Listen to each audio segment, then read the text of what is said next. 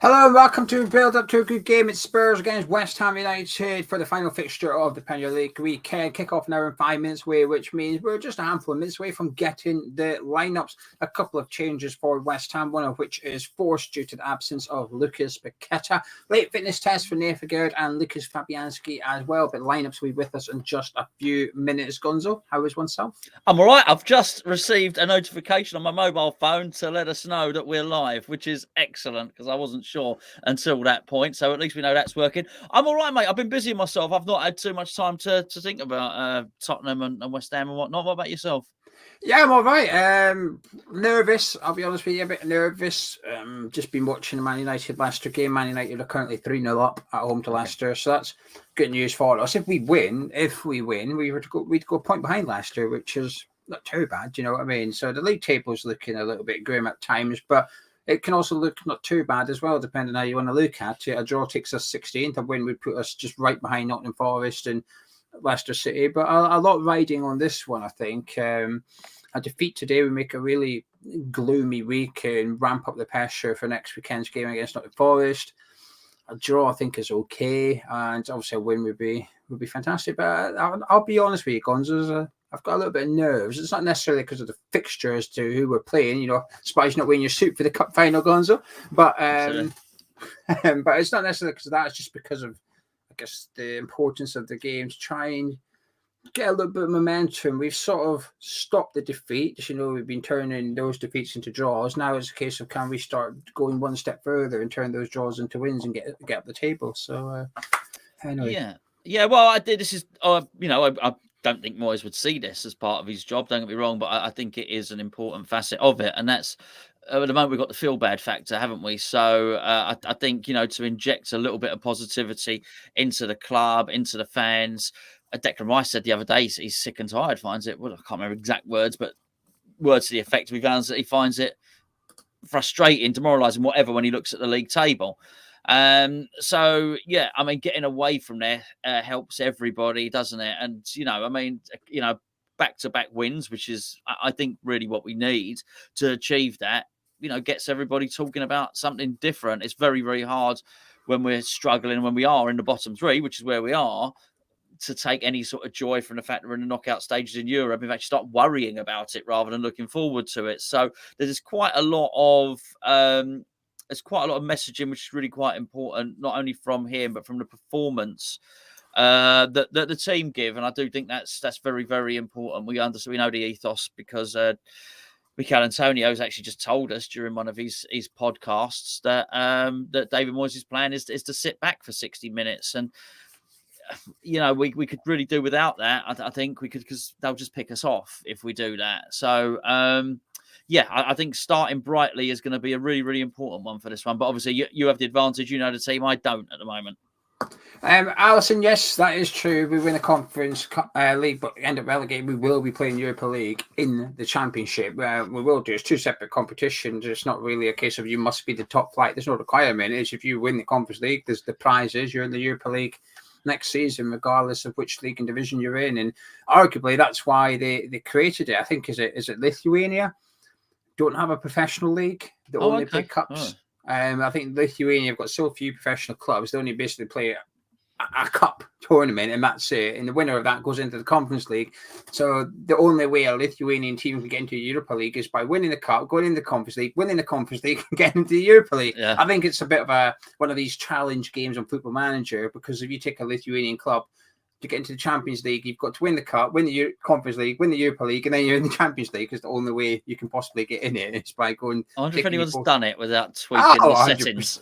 I've got to tweak the settings to do that. Yeah, there's a lot of tweaking, a lot of quick game and restart going on involved kind of thing. Yeah. But yeah. So anyway, yes.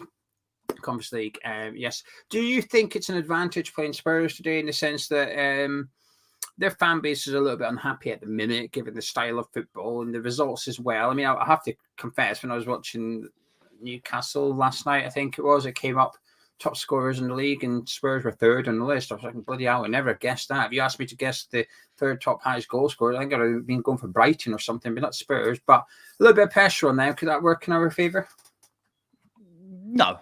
No, I mean, Okay. Never mind yeah. then. Sorry, no. I mean, it would work. I think it would work in a lot of clubs' favour. But as I said, we don't tend to recognise this. We will be playing, as far as David Moyes is concerned, we'll be playing vintage Spurs under Pochettino, Champions League finalist Spurs. That's how it will set up. We won't recognise that they're a wounded animal and could be got at. And I mean, what do you want? Long-term, medium, or short-term examples of us doing exactly the same. Chelsea, Chelsea last week, Man United, even Newcastle without Bruno in there, we still, look like we're completely startled. And actually, Newcastle have drawn and lost their last 3 games, and we so I would think so. I also think we've got to be a little bit careful because of the assistant Christian Stellini's record when he's assistant manager, who obviously he's got 100% record, and I think he's got a bit of the Alan Irvine factor going on with him there. So I think it is definitely high time that we throw off the shackles. I don't just mean just chuck 11 men up top, but actually make Tottenham worry about us. But there is one advantage to Conte not being there. It's actually to throw the assistant manager a curveball and have him scrambling for the last hour. Okay. And that's what I would be looking to. Oh, hello, little cheeky little. Well, would you like to know the lineup? Yeah, let's have it, mate. Let's have it. The West Ham team this afternoon is Lucas Fabianski in goal. He's passed the late fitness test. A back 3 of Tilo Kehrer, Ogbonna, and Nathan Gerd. Gerd is fit for the match. Sufal on the right, Emerson on the left, Rice and Souček in the middle, Antonio up front, and we've also got Flynn Downs and Jared Bowen. So you've sort of got to work out if you think we're playing Flynn Downs in midfield to make it 3 in the middle, or is Flynn Downs going into sort of this left wing role with Jared Bowen on the right of the partnership? I mean, my first question, Gonzo, is where do you think Flynn Downs and Jared Bowen are playing today? Bowen up front with Antonio, I think. Yeah, that's what I think, and I think Downs will be a number 10. Yes. I think it'd be quite central to sort of pack out the midfield when necessary and get up the pitch. Well, I'm pleased he's starting there. If that's something different, you're not going to never get everything you want when you. Well, it's not just about David Moyes or West Ham. If we've all got our own ideas for how we want West Ham to line up, or how we want England to line up, or whatever the case, whatever your nationality might be. We've all got our own ideas. You're never going to get 100% all of the time. But something different was what was called upon, and that may well be something a little different there. I would think what Alan's saying and what Woody's saying would make sense, and I understand that, Alan. But don't put it past Moyes to do it the other way. But I think that's the common sense thing, isn't it? A little bit of mobility in midfield as well. If he does that as well, I think is important. Yeah, I think it would make sense as well that Souček being the one to get forward, but we've seen these 3 start before, and Downs has been the one furthest forward and by quite some distance as well. It's not even like Downs has been the runner in the past, as in when we break, you go. It's no, you sit forward and you press the defence. And arguably, if that is his thinking, I can kind of get it, because Spurs are very ropey when playing around at the back, and teams have pressed them in the past and had great success at it. So if the reasoning for playing Flynn Downs in this position was because he is good at the high press, which we have seen, it's not his best position, and the problem is when you get the possession, he looks a little bit rabbit in the headlights at times when he's in that final third. He looks a bit, what do I do with it now kind of thing. His decision making is incorrect, and when he does shoot, he's never the greatest at it either. But I do wonder what Moyes is thinking here. But that's the starting 11. Are you happy with it? Yeah, to a degree, I guess so. Yes, if he plays 2 up, I've no complaints about that. I'll be more than happy with that. And then what I also want to see, if it's not working, be proactive at half time or whatever, or even before half time, switch the shape, do whatever you got to do. But I'm not unhappy with it. I'm pleased to see a Gerd back. That's good. I've wanted Flynn Downs in there for a while. We looked, we had a look. We did our on Patreon, we did our monthly player ratings. We covered every game this side of the World Cup. Benrahma is not in form. I'm sorry to say. It was hard, always hard to say that, isn't it? Sometimes, but it is the truth. We gave him, a lot of praise at the start of the season for 2 months running. He was our player of the month, wasn't he, Geo? So last month, not so clever. So I do understand why David Moyes might look to do something different there as well. But we don't want an isolated forward there. Let's see if Antonio and Bowen can create a partnership. And you know what? If the shape works, but it's just the component parts of that partnership, you're obviously going to show us the bench in a second. And what we got is Skamaka and Ings on the bench. I'm hoping then maybe he can. It's a good bench. It's a good bench. Okay. Then maybe he can switch it up and just change the component parts of that front too. It depends how we line up, really. I'm struggling to decide whether I like it or not. I sort of get it. I get it. I get what he's trying to do. But is Downs in the number 10? Is he on the left wing and Bowen's on the right wing and with Antonio through the middle? That's the last thing I'd want to see. Downs basically playing in Benrahma's position and Bowen's 20 yards away from Antonio, and it's the same old, just boot it to Antonio and try and get up the pitch and support him. So this is, I need to see how this plays before I decide to. Yeah. The good thing is we can't work out. Tottenham will be a little bit the same as well. They'll be sitting there thinking, hang on, what's he doing with this Flynn Downs thing here? Would you like to know the bench this afternoon? Yes, it's quite please, strong. Yes. Areola is on the bench for West Ham, as is Ben Johnson and Aaron Crespo. Casey is on the bench too, along with Fornals, Lanzini, Benrahma, Ings, and Scamacca. Yeah, it's a strong bench. Please see Casey there. Actually been receiving, rave reviews, hasn't he? That's really good. And just the one goalkeeper, as I noticed as well. That is a strong bench. It absolutely is. Just going back to what you were saying there about Flynn Downs and this hybrid role. I think we saw it earlier in the season. He got starts against possibly Liverpool, Man United. One of them was attacking midfield. One of them was almost wide right. So it's not beyond the realms of possibility that David Moyes might play Flynn Downs wide left. I just think if he was doing that, he probably would play Fornals there. If he wanted a workhorse who could play left, I think he'd probably play Fornals there. That's my little glimmer of hope that we're going to see him more central, really. Good bench, though. Like that bench. An interesting team for Spurs. So let's take a look at the Spurs 11. This is different. They've definitely changed things. As we know, Lloris is out, so Fraser Forster is in goal. It looks like a back three of Romero, Eric Dyer, and Longley, with Emerson right wing back and Ben Davies left wing back, which is different. And then they've got Skip in the middle with Højbjerg, and a front three of Kulusevski, Richarlison, and Harry Kane. And just to confirm, Son is on the bench, so Son has been dropped for Spurs, arguably. It's a bad thing for West Ham because he's been bang out of form. He always does play well against us still, but Richarlison comes in, and a little bit of a change at left wing back for Tottenham today. Yeah, I mean, it's hard to read too much. I do think they're back three. I like Longley. Longley is good. Good player, gives them good balance on that side. Actually, I think Romero plays well against us. Has done. Dyer, I think, is always I'm never quite sure what he is, but yeah. Look, Emerson Royale, I think, is okay as well. He gets a lot of stick there. Any time I've seen him, he's not played too badly. But I don't watch tons of Tottenham, truth be known. All about Harry Kane there up the top, isn't it? Really, Richarlison, he's a handful. He's just got. We knew it when he was at Watford. When we've known it at Everton, we saw it in the World Cup. He's a good, damn fine player, really.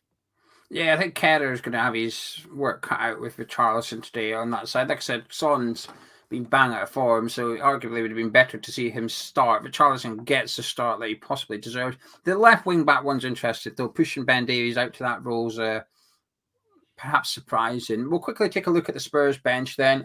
Austin is on the bench. There's a substitute goalkeeper, along with Tanganga, Sanchez, Pedro Porro, as well as Sarr, Perisic, Danjuma, Lucas, and Son. So a very strong bench for Spurs. Got some pace on that bench.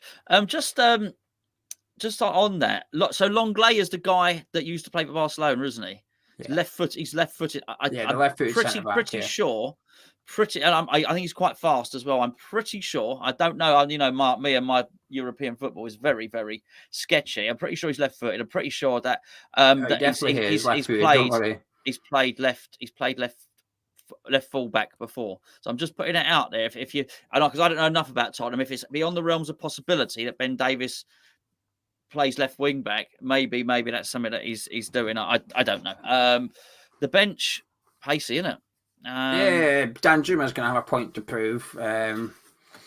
He's got his own personal battle with our manager, hasn't he? He certainly has. I mean, the thing is, I always say, if you believe what's in the press, the agent literally, he's quite a gobby agent. Danjuma's got, hasn't he? So he's quite mouthy, so he doesn't mind putting out there that he's not too happy with certain things or whatever. So Danjuma on the bench should be interesting. Yeah, absolutely. Do you want to talk about the teams, or do you want to do the bet giveaway? We'll do the bet giveaway, and then we'll talk while the live chat are entering the bet giveaway. What do you fancy for it? I put in Tilo Keller to do 2 fouls. That's going in. You're not taking that out. That's staying in. So I'm not taking anything out. I'm struggling to think of a single bloody thing, and I'm normally normally got quite a lot to say about this. I'm clearly am well, nervous. let's just go big. Let's just put West Ham to win in there. Who do you fancy to score? Harry Kane.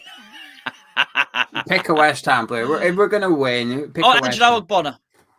Ogbonna? No, come on. You've got to be more realistic than that. That's realistic. He's at that team. He's probably scored more goals than anyone else against Tottenham. Right. Okay. We'll do that, and that'll be the there. You go. There you go. It's just like you weren't here, Geo. Right. We're putting it in. It's 5 people will win £100 if it wins. Five people will win £100. West Ham to win, Ogbonna to score, and Kerr to do 2 fouls. And the phrase that pays in the live chat, please put the following phrase. Yes, Spurs just got caned. There you go. If you know, you know. I can't believe you just made a reference to that video, but there you go. Pop it in if you fancy it. I don't fancy it myself. Ogbonna scoring a bloody goal, but I don't fancy any of it, mate. I don't fancy a West Ham win, but come on, if we're going to do I thought you were going to go for the old Souček goal, and I was thinking, you know what, with Spurs looking a little bit vulnerable at the back post at set pieces, with Souček possibly getting a slightly more advanced role today, I was feeling it. I thought, go on then, I'll have a bit of that. Listen. I'll tell you what, mate. When 5 people, right there you go, that's what you got. But when 5 people are messaging me later with their £100 saying we're going to buy you a pack of Haribo, Gonzo, cheers for that. I won't be laughing about Ogbonna scoring them. No, I mean, hopefully 5 people do win £100 each because Ogbonna nodded us in and got the win, kind of thing. The one thing, I just saw a couple of comments earlier that I liked, so I started them. Paul just said, "Good afternoon, sorry I'm late." He said he's got a good feeling today, but he doesn't know why. And Lewis said, "In the week, Moy said, I don't think there's ever a good time to play Tottenham. That says everything about how we will approach the game," which I forgot he said that, actually. True. It's true. I'm glad I did. I would have gone for that. Let's be fair. So I'm glad I didn't notice it. No, sorry. When Gonzo's here, it gets a little bit silly, doesn't it? I still can't believe the one game you weren't here. It was actually a game during the World Cup, and we missed it by 3 Ruben Diaz passes. Just passes. Yeah. All you had to do was pass the ball. Portugal were really going for it. The end of, I think it was when Morocco beat them. They were really going for it. But because they were going for it, the centre-back wasn't getting the ball. I was like, oh, come on, just flipping pass the... Then he went up front for the last 10 minutes. They were desperate. I thought, oh, but anyway. One day we'll win you some money. Yeah, we've done it a few times in the past, but it's just a bit of fun. But you've seen the lineups. What are you thinking? I'm just still nervous. It's hard. I just can't be objective, which is fine. We're not Sky Sports. We're not the BBC. We're not here to be objective. We're a West Ham channel, and that just makes me nervous. I am incredibly nervous, and I'm not silly enough to think that the results yesterday haven't impacted that and heaped more nerves on top of nerves that are already there. But I'm pleased. I'm pleased with Agurd coming back. That's the first thing. I'm pleased with Agurd coming back and that he's fit. That's quite good news. Skamaka on the bench has got to be good news. Well, it's not just Skamaka, it's the whole bench. It's Ben Rama, Fornals, Danny Ings. There's 4 players on there who need a goal, can really come on and change the game in our favour. Yes. The defensive side of things is looking not too shabby. It's the centre midfield area is potentially looking a little bit weak in terms of substitutes, but Lanzini's on there. We've got a strong bench there. We've got someone for everything. And if Ogbonna got injured, he's never going to bring on Casey. He would move Agurd in and bring on Ben Johnson around Cresswell. But we do have a replacement for most players on that bench. They might not be good, i.e. Emerson gets injured. You don't necessarily want to see Cresswell left wing back or Ben Johnson right wing back, but there's a natural replacement there for everyone. It's a strong bench. Yeah, I'm not, if gets into a bit of a pickle and we can bring on Skamaka, Ings and Ben Rama, you're quite right to try and change the attacking shape of it. Then that's a good thing. I just hope if that does happen that it's not one of those very very late things. Who knows? We might find ourselves in a situation where we've got where we're well in the lead. But I mean it's hard to foresee that at the moment. Casey is a centre-back, David. He's a young centre-back, so we've got cover on there. It's nice to see him on there. Usually we'd end up having 2 keepers on the bench. It's nice to see a youngster on the bench. He's never going to come on. No chance. The only way he comes on is if we've already got Johnson and Creswell on. There's an injury to a defender and we're defending a 1-0 lead. He might bring one. Even then, I still don't think he would. I think he'd still put someone else on and put Rice at the back for 5-10 minutes. But it's nice to see him in the squad anyway. And Anton rates him very highly. Anton does our podcast on our Hammers Chat Patreon channel with us, and he sometimes pops into training and goes behind the scenes at West Ham. He does a lot of mentoring and things like that, and he is obviously knows his stuff on centre backs and so on, and he's spoken very, very highly about this kid. What formation do you think it is then, or how do you think the layout? Obviously, we know defence, we know Emerson and Soufal, we know that it's the makeup of midfield. We've sort of touched on it, but you've thought about it now. What do you think we're going to do? 5-3-2. It has to be anything. 5-3-2 is more or less round pegs in round holes, more or less. I think the moment you switch beyond that, there's a bit too much of the other going on. You may well argue with me and say, well, Soufal's not really a right wing back and that sort of thing. And possibly, just possibly, Souček is not an attacking midfielder. But what have we missed? We've missed his goals. We missed him being in and around the box. Certainly that would be, in that formation, it would be Downs and Rice's best positions. Regardless of what you think Souček is, it probably is his best position, even though if he's not Lionel Messi as a number 10, do you know what I mean? But he's there as he's best being an attacking player, right? He scores headers and arrives late into the box, that sort of thing.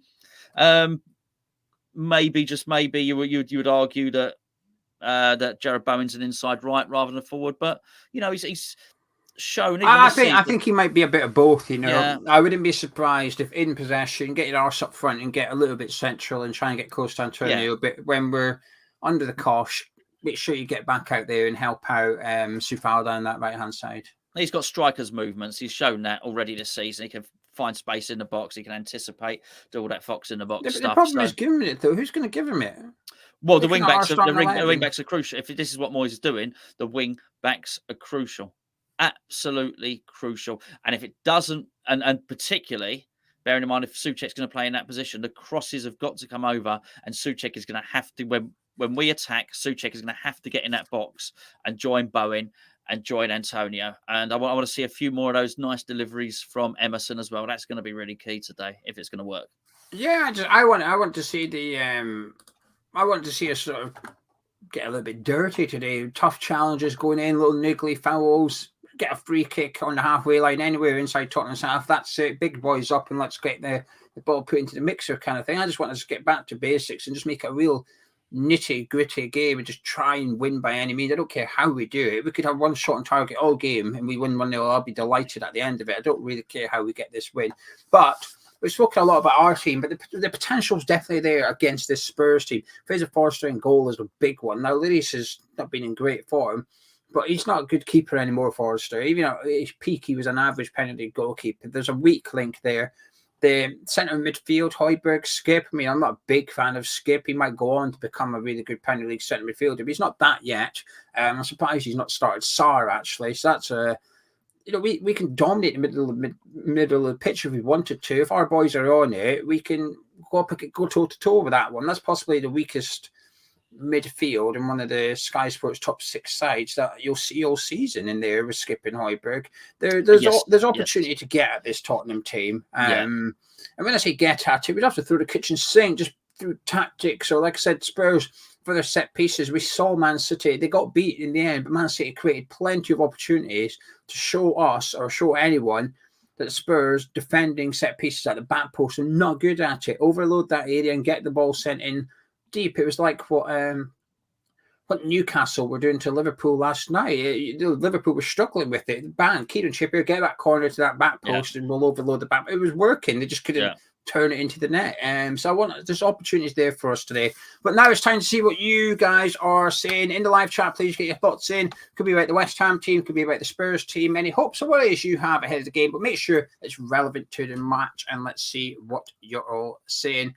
Daniel saying the football that I'm describing isn't the football we want. Might as well have Advice, but I do not disagree. I don't disagree. No, it's got a similar vibe to it, isn't it? So needs must. Yeah. Well, yes, needs must, but I think now the needs require something else. I think that's the thing. It's this: if we just sit back just sit back and soak up and try and go for the draw, they will pick us off, particularly with the pace. The longer the game goes on, the more the pace becomes more important. And actually, I don't think this is the slowest West Ham team, because I think we've got a little bit of pace at the back, which is good. I think Downs brings a little bit more mobility in midfield. You'd struggle to say we were fast. We're really not.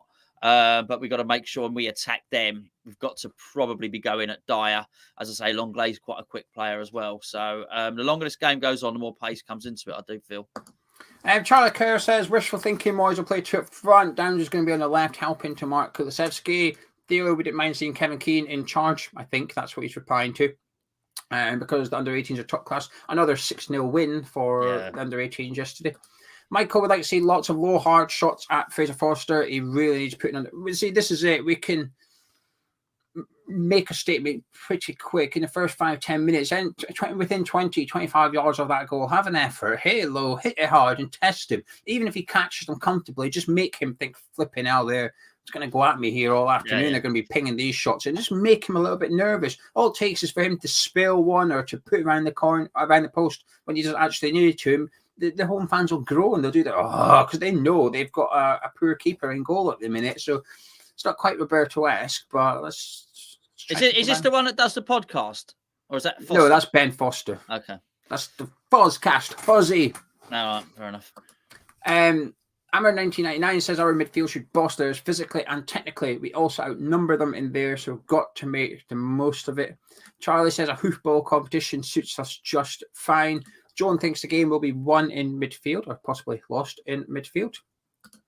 Hughes would like to see someone get into Richarlison and wind him up. Well, Soufal will definitely do that. Soufal's up for it. We know that. Yeah. Soufal is up for a little bit of that game. He does look like his temper can always snap, doesn't he? And Hughes, I seen you earlier saying that you reckon Ings is going to come off the bench and back the winner. You heard it here first. I can declare today you are the first person I've seen say that today. So if Ings comes off the bench and gets the winner, I can confirm you were the first one I saw say that. Matt Cunyan says he's going to be nervous with a defence featuring Thilo Kehrer. I think he played well last week, and I think he played well at Newcastle too, bar that opening handful of minutes. I thought he was all right. Yeah, I agree. Totally agree. Yeah, for sure. Lambie says, do you honestly think we will get something today? No. No, sorry. Did I give that impression? I thought we would. I don't. No. Lewis says, I think we might draw today, but what would a bad loss do to us? Surely the board are now feeling the heat.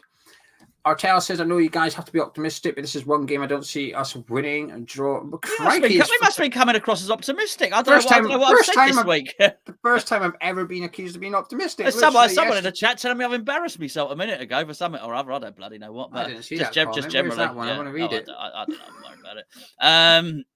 Yeah, I didn't feel I don't feel optimistic. I've got to be honest. Maybe we've just been coming across that way. But yeah, no, I've been dreading it, quite frankly. Nick says, when we're bad, it's because of Moyes. When we're good, it's in spite of Moyes. I don't think that's really fair. I think most people give credit where credit's due. I do. I feel like that anyway, reading the subscribers' comments on our videos. I think they are generally pretty fair. Hopefully there's a tactical masterclass put together by David Moyes today, and we can come on and say, well done, Moyes. Perfect. What you done with Flynn Downs? Genius. Nobody saw him play him sweeper in a back four today. Well done. Yeah. Oh, sorry, it wasn't there. It was. I embarrassed myself by thinking Foster was Foster, which is and they all sound the same to me. You know, one Foster is another man's Foster. What's a keeper between friends? What's a keeper between friends? They're both tall, wear gloves. Both. I was going to say they both got beards. Have they both got beards? They might both have beards. No, there you go. I've embarrassed myself. Double embarrassment. You're looking for one of them on Tinder, aren't you? Yeah, plenty of them, my friend. A good keeper, not someone with a beard. That's what you want. A good You're keeper. finding them with beards. But... Yeah, preferably one without a beard. There you go. Joshua would have preferred Fornals or Lanzini over Downs at left wing or attacking mid, but willing to see how it goes. Ariel says it's a negative lineup. Moyes spends 180 million for playing extremely negative football. Only three new signings in the team today. 3 new signings: Kehrer, Haggard, Henderson. Downs 4. Oh, again, there he's starting to use the new boys. Just Smack and Grenade to get in there, and Ariel Lam will be all right. Absolutely, yes, indeed. Oh dear, I'm getting stick. I keep saying Chris Woods. Oh, it's Wood, isn't it? It's Woods. Chris Woods or Chris Woods? Wood, no S. Yeah, apparently I say Woods. But then again, what's an S between friends? Like Tammy Abraham. They had Tammy Abraham's triplets. You're finding that on Tinder as well. Tinder's gone. It's all gone. It's all closed. There is no more. None of that stuff. It's all over, by the way. Glenn says, too much unfounded optimism in my head. Best choice team from poor options. We need more pace. Is that your burner account? Absolutely. More pace. Can't get enough pace. Well done, Gonzo. I mean, Glenn. Lee says, no win in 74 games away to top 6. Right, I'm gonna be picky here. It's not the top 6. It's away to Man United, Liverpool, and Arsenal. It's those 3 teams. He has actually won. I had in the preview when people say he's not won away to any of the top 6, and it's partly our fault because we refer to it. But the accurate stat, he has beaten Tottenham away. He has beaten Man City away, free takeover, spend up, and he has beaten Chelsea away as well. He has beaten those 3 teams away. No, West Ham he hasn't. I've seen the record of it. Did you see his record away to those 6 teams while West Ham manager? He's not won any of the games yet. I think it's 26 games. He's played Tottenham away 4 times, drawn 2, lost 2, and that's his best record away to one of those 6 teams. No, fortunately not. I think people are not shaming those stats in case I make a video. Anyway, right, let's skip a few comments because I'm losing the chat here. Right, let's keep me going. KM says, if by some miracle we get something, it'll be only if Moy surprises us all and brings on Ben Ramos, Kamaka, and in fairness, this is what we get told or have been told by Mikel Antonio. This is the game plan. Yeah. So Val referred to it a little bit last week, 2 weeks ago when we drew with Newcastle. That is part of the game plan. So I'd like to think, given the benefit of the doubt, come the 70th minute, you won't do it on the hour mark. Come the 70th minute, it's 0-0. I'd like to think we might see a double, or I don't know if he'll do 3, but I'd like to think we might see a double substitution where Skamaka and Ings come on at once, and it's like, right now we're going to turn the screw. I think he would do that. What KM's saying there, I do think I'm quite happy to give Moyes, the benefit of the doubt some ways. I'll give him stick when he acts like a numpty, but I do think he would do that. I do think he would make those 3. Maybe not all. I think he might do 2 of them on 65, the other one on 68, but I do think he'd do that.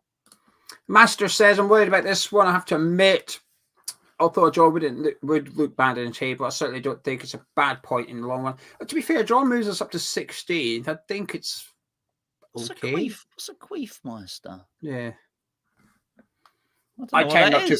I don't read out any of the long names now because I've got done ones. So I got used to get done all the time. Like when in The Simpsons and Bart phones up the pub, doesn't he? Phones up the pub and there's Mr. P there, initials IC. Yeah, exactly. And I would do it. I think his name's Mo, isn't he, in a pub in The Simpsons. The chat were Bart Simpson and I was Mo, and I used to fall for it so much. I have as well, so I don't do it anymore. But Mankini's explaining what it is for you. Oh no. I said gone and said it, you see. That's why you don't read it out, and I've been done, haven't I? Yes, don't read out the long ones.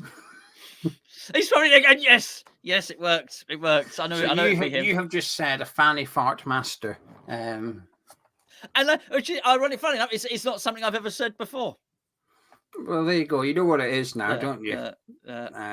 Sometimes you learn a new word or phrase, you overuse it in the short term because you've discovered this. I just hope you don't start doing that.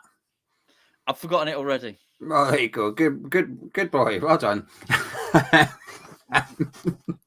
But right, you said you don't think we're going to get anything from this game. So in the preview, you said 2-2. You went for Desmond. I take it you're going to a home win now. Yeah, I am. I do think Tottenham will win this game. I must say. I'm struggling to find any sort of confidence in it at all. Really, our defense is good. Yeah, so's their striker. Gerd's in there. No, you're right. Our defense has been strong. I honestly, but I'm not just saying this. I don't think we'll lose today. I'm not sure we'll win. I'm just going to stick with a draw as my prediction. What scoreline? I'm not sure. I'll go with 1-1 because there's little creativity in our starting 11. I do worry about that. I do worry that we've got a plan which heavily relies on drawing come the hour mark, and that's a big gamble. But this Spurs team ain't looked all that. Leicester smashed them last weekend. Yes. I watched them on Tuesday against Milan. They played okay, Tottenham. They were just not really creating any big chances. It was just boring. It just wasn't.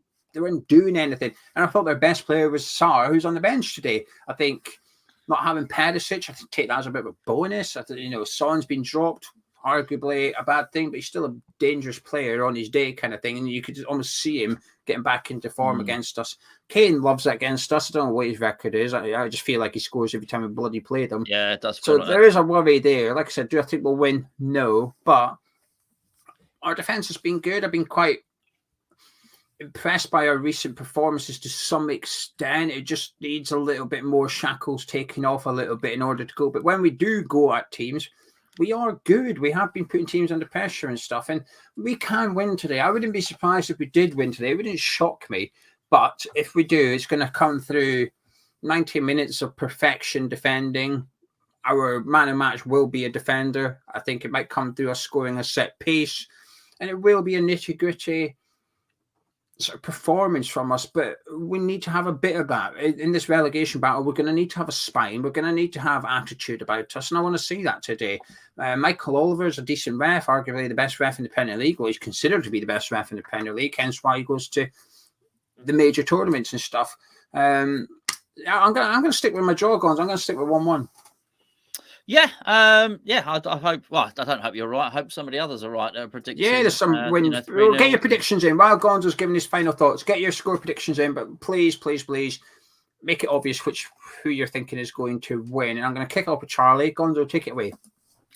Yeah, look, it's clear what we've got to do. It really is, but whether Moyes will do it's a different matter.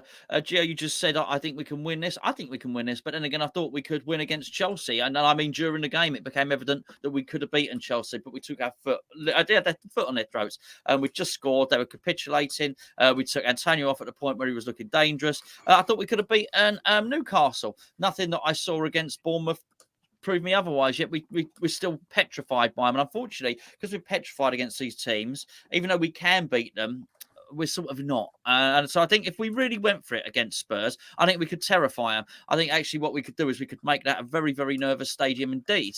I don't think we will. I think we'll give the Spurs team, the Spurs assistant manager and the stadium enough breathing space just to get over their nerves, start to sing, start to get an atmosphere, start enjoying the game and start to work into their tactical plan. And this herein lies a problem. Because of that, I would love to be wrong, and I really hope I'm wrong, by the way. I absolutely hope I am.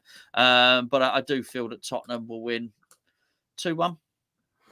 It's optimism in the live chat, actually. It's balanced. There's plenty going for Tottenham wins and draws as well, but I think there's more people. I think there's more optimism today than there was when we went to St James's Park. Because I remember sat here feeling a bit silly because me and you were going for draws at St James's and everybody was going for Newcastle win. But I think it's quite split actually. Can I just ask very quickly before we hand it over to Charlie, who do you think our key player is today? Because I've got someone in my head, but I'm just wondering if you'd pick the same one. The key player today. I don't know. Look, without saying the obvious, which is Declan Rice. If you're looking, which I do think it probably will be, maybe another really good performance from Emerson could prove key, particularly if Scamacca comes. That's the thing. We bought this big guy. It's really important we get service to him. So yeah, hard to be a key player from my position. Though. Well, everybody's joining in, which is good. Well, hang on a minute, chat. Give me a minute. Jesus. Jen said Emerson as well. It's our only creative player, so a lot depends on him. Andrew and Andy going for Gerd. Joan going for Downs. Squiddle's going for Emerson. And Hammer Boy says Gerd and whichever striker comes off the bench first. Nice. Yeah, nice. Brilliant. Do you know something? I was actually thinking, nobody said the same one I'm thinking, which is Thomas Souček. I think Souček's going to be key today. I think he's going to have to be physical, battle in that middle of the pitch, put in the defensive side that we can do, but he also needs to get up the pitch and be effective in the Spurs bench. You know, and I was gutted for him, a bit like you were when the goal against Chelsea didn't stand, because that was a man that looked like the weight of the world had just been lifted off his shoulders. I thought he played quite well against Chelsea when he came on, and when he scored, he just looked finally, here we go. I thought he was going to cry.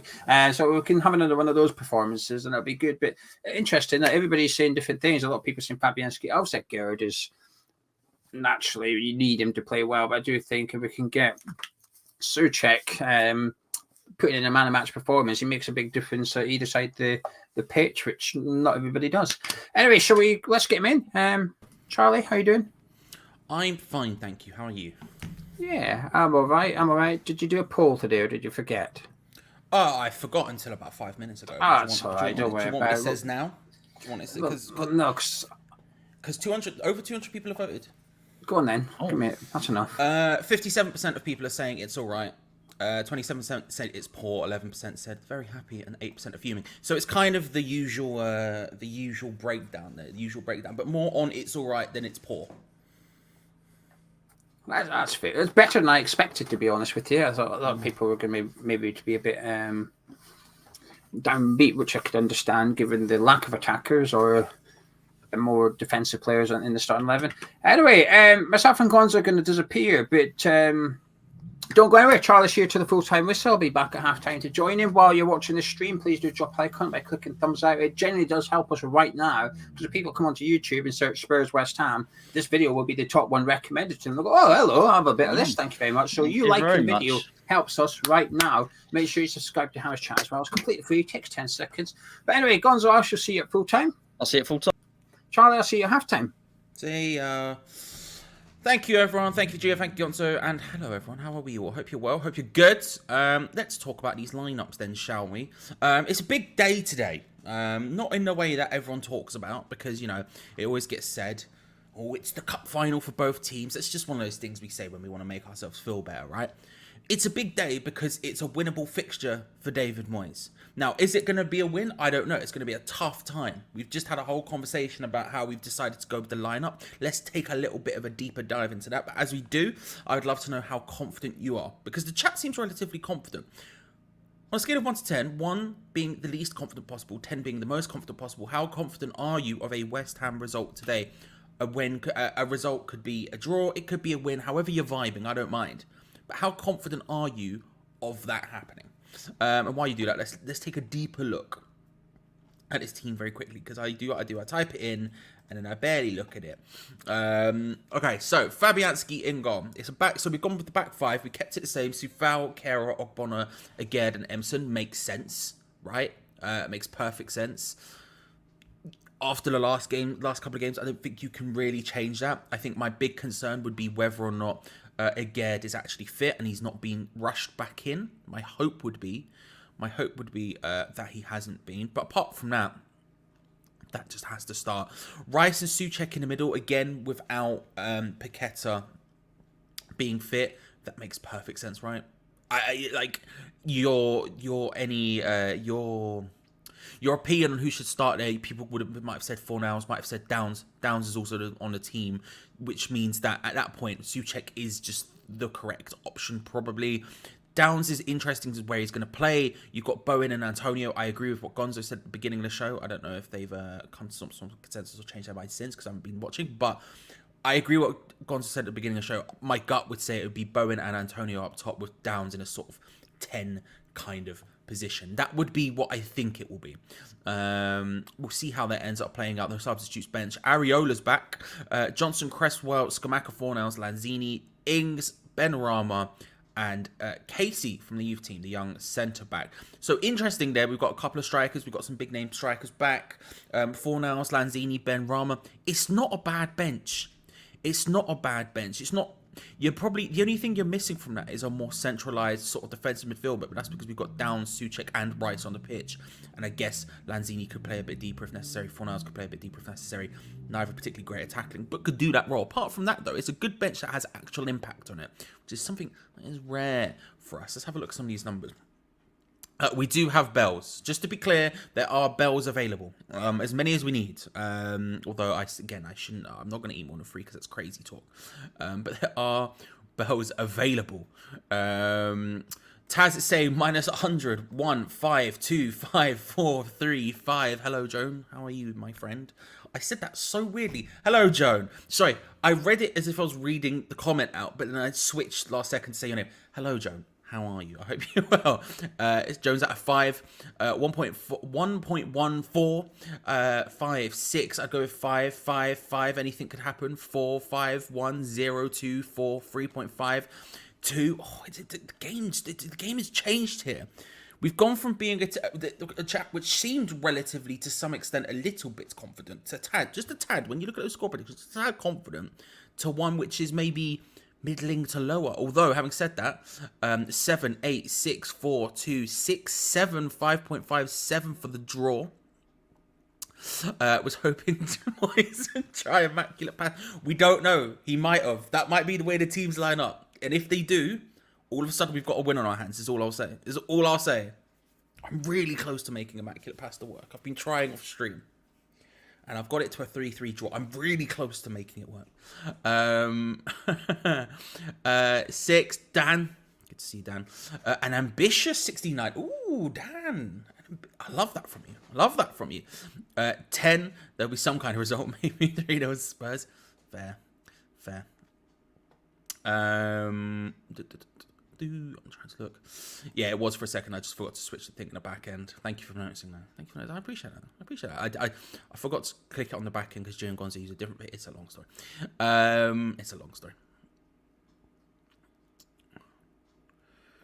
I mean, look, if he passed the fitness test, then he passed the fitness test, right? I don't think David Moyes would risk. There's certain positions I don't think David Moyes would risk, and I think goalkeeper's one of them.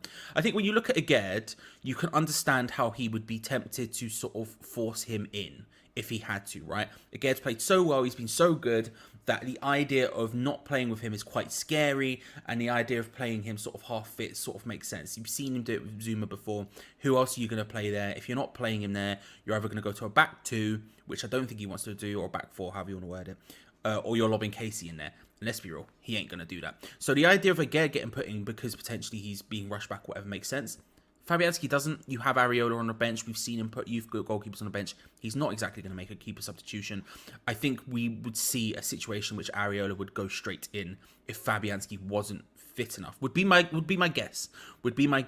That's not to say he might not have been rushed back or whatever, but I feel like if he is even remotely close to being sort of not fit enough to start, then I don't think he would start, if you see what I'm saying. But I could be wrong with that. I could be giving him undue praise. Not praise, but undue thingy. Let's have a look at Tottenham. Tottenham start with Ben Foster. Fraser Forster in goal. They have a back 3 of Romero, Dyer, and Longley. They have Royal, Emerson, Skip, Højbjerg, and Davis in a 4 across the middle. Wing backs with Kulusevski, Richarlison, and Harry Kane up front. The bench being Austin, Tanganga, Sanchez, Pedro Porro, Sarr, Perisic, Danjuma, Lucas, and Son. Again, a good bench. A vibey bench from Tottenham. You know, Danjuma, Pedro Porro, Perisic, Lucas, Son. That's a lot. There's a lot going on that bench. When it comes to the starting 11, though, look, it is what it is. I mean, as we spoke about the last time we faced them, is if you push that back line, if you press them, they are not comfortable passing around at all. Sanchez has dropped out from that last time. Last time Sanchez was playing and his passing was all over the shop, which is weird for a kid from Ajax, but that was what the case was. I guess that's ever so slightly better in terms of passing out from the back, but I wouldn't say that comfortable, especially with Fraser Forster. I think if you step to them and you really get on top of them and really try to press them, I think that's a beautiful thing to do. That's what you want to try and do, because these lot are not comfortable passing out from the back. Outside of that, Skip is fine in that midfield too. It sort of makes sense, right? Emerson and Davis. Davis is an interesting one. I think often underrated. I think he's a pretty decent wing back, but Davis is the sort of interesting one there. Emerson starting over Pedro Porro, I guess. But that front 3 is scary. Let's be real about it. Kulusevski, Richarlison, Kane. That is a scary front 3. Kane can obviously score from anywhere at any time. He can also scuff about 18 shots a match, but he can score from anywhere at any time. Richarlison, he's very capable, and Kulusevski is very capable as well. That's a scary front 3. And you can see when you look at that sort of quality in the Spurs bench why David Moyes would sort of make the decisions to go the way he goes, right? That's kind of it makes sense. It makes sense. Looking at the rest of these, 8. We have a 6 from James Gunn. We're gonna do this. Come on, let's go. Dodgy pizza time. I'm jealous. Dick Turpin, I'm jealous. I'm very hungry. Tom saying -1. Not enough keepers on bench. Strong. A strong and probably correct opinion. Strong bench and deep, Big Mally. Good to see you, sir. Hope you're well. Big Mally's a good dude, bro. Big Mally's a Leeds fan, but he's a solid dude. You know what I mean? Been on shows with him. Smart guy. Etc. Etc. So subscribe to the Sable Team if you haven't already. 5 says Josh One because they're great and they're awesome. And Big Mally's on there quite a lot, and I would highly recommend it. 200 says Barak. Big 7. 6. 1 says Stephen Russell. So sort of a whole array of confidence levels. I have a feeling like Soufal will keep Richarlison in his pocket. I have a feeling that Soufal, if he plays anything like he did in the last game, will go straight for Richarlison's legs. There ain't no pocket in here. There's just pure aggression, you know? This is, in the words of Robot Wars, style, damage, control, and aggression. Do you know what I mean? And he's got 2 of those on lock. And he's coming. If he's anything like last time, which I would hope so, because, you know, I really enjoyed that. Because I am a sicko like that, I guess. You know, the little sicko meme with the guy at the window. Yes, that's me watching Soufal. You know, I have regrets. 7 of a draw, 2 of a win. Fair enough, Woody. Fair enough. Woody, by the way, I need to message you because I saw what you said earlier about A&E. Chuck, good to see you, my friend. I hope you're well. In fact, Woody, I'll message you after the game because me opening up my phone and starting to type now is a mess. Saying 1-3 to us, Charlie, Suchek again, and Bowen will score the goals for us. Big Simon Fisher. We'll be locking in those score predictions quite soon. But that is a big score prediction, and I can respect it. It is, of course, today one of those games which is being shown on the Sky Sports, which means, you know, I am obviously in my holiday home in North Idaho with the boy. Because I can't watch it, and if you're like me and can't watch it because you don't have Sky Sports or something else like that, there are definitely ways you can. By scrolling down into the link in the description below, there's a bit there called join our Discord. It's a lovely Hams chat, West Ham community, lovely people just to hang out with.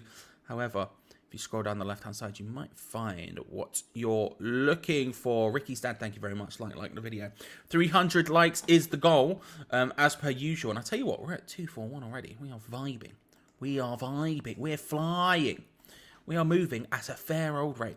Our season turns around when you finally get your chance to the doner kebab, finally. Listen.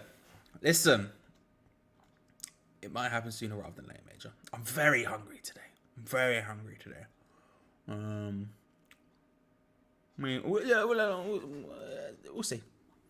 We'll see, Major, but all I'm saying is I'm close to ordering because I'm very hungry, but it's fair. Like the video for any hope of winning. Thank you very much, ATU. I appreciate that. I'm 85% sure of a win, but there's only a 5% chance of that. Airplane. Banging film. I've been introducing my girlfriend to the work of Big Leslie. I've been calling Big Les there. That was probably Big Leslie Nielsen. What a man. Flipping Naked Gun films are just too good. They're just too good. It's so dumb. It's the dumbest humour, but I am strongly here for it. More chance today than next week. They're there for the taking. 7, says Kevin. Spurs just got Kane. You just got Kane.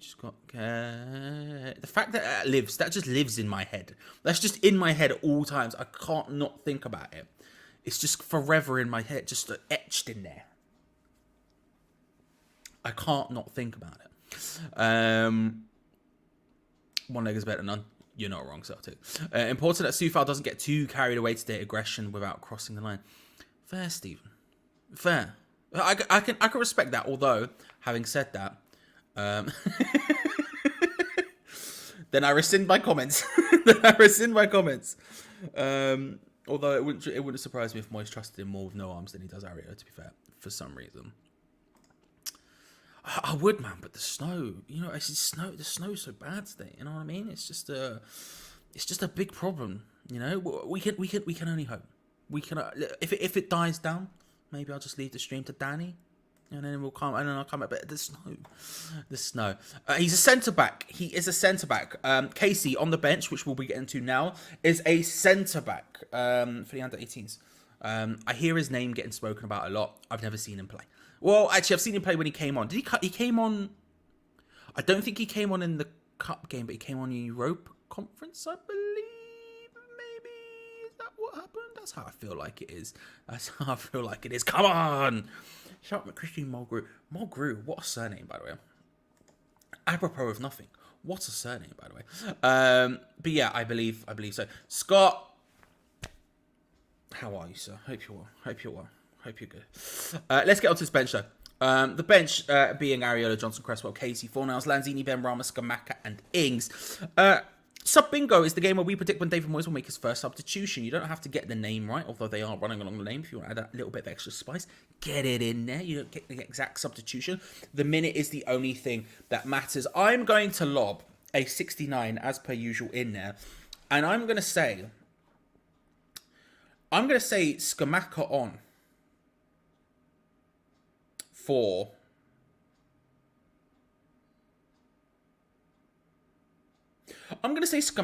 Downs. Am I going to be that wild to leave Antonio on? Yes. Yes, I am. I'm going to say Scamacca for Downs. That's the vibe I'm going to go for. That's my sub bingo. Brett, 69 minutes. Scamacca for Downs. That's how I'm vibing. I really need to shave. That's what I'm going to go with. Barry, good to see you. I'm all right, thank you. I've got a very runny nose. It's a very sneezy day today, so I've got tissues next to me, and it's going to be one of those days. But apart from that, I'm all right. Hope you're well.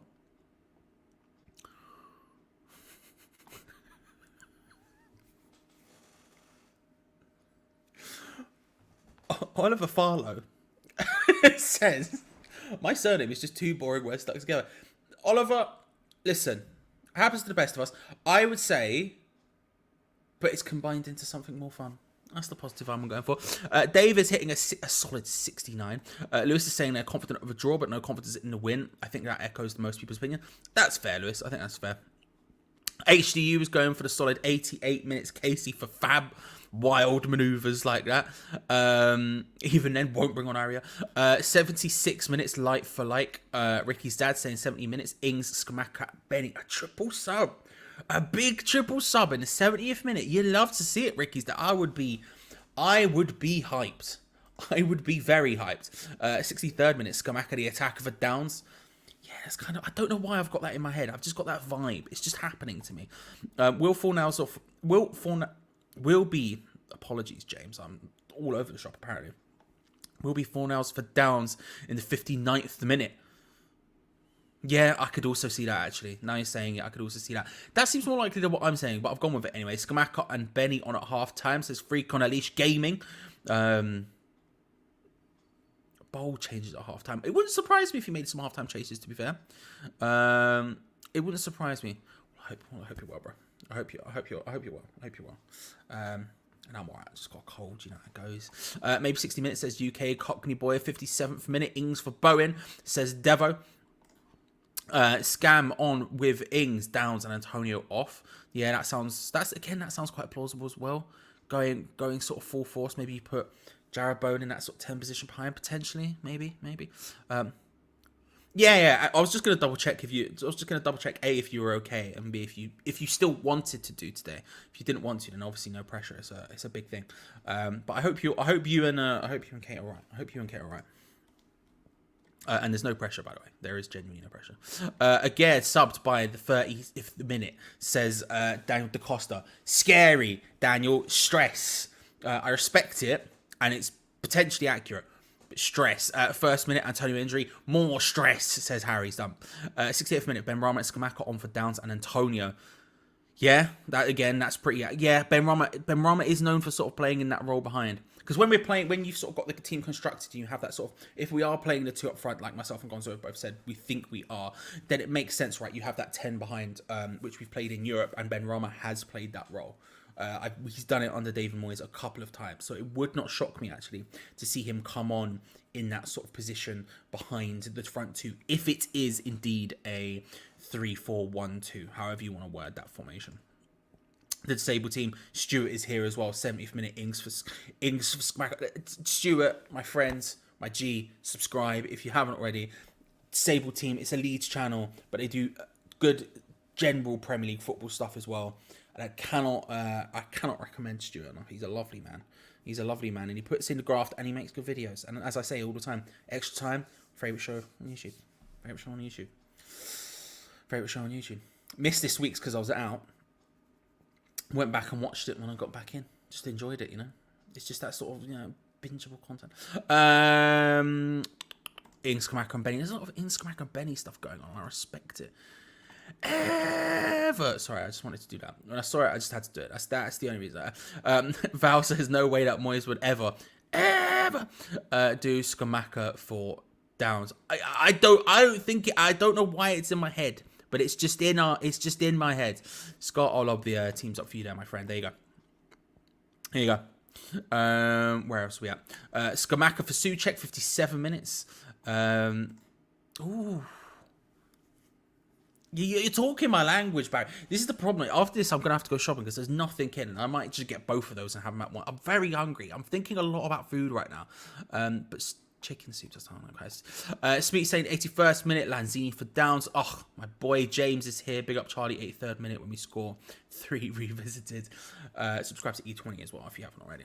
James is a good dude. Richard, good to see you, my friend. I hope you're well. Hope you're good. Can't expect a win. Moyes has never beaten a top 6 side away. It won't change now. I refer back to what Geo said in the middle of the show about that stat and how he has and blah, blah, blah, blah. Not at West Ham, though.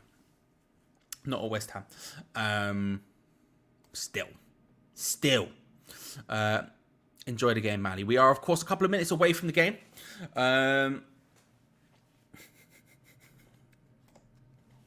We're, of course, a couple of minutes away from the game. So, if you are looking for a way to watch it, for example, there are definitely ways you can do it. I'll put that on the screen once more.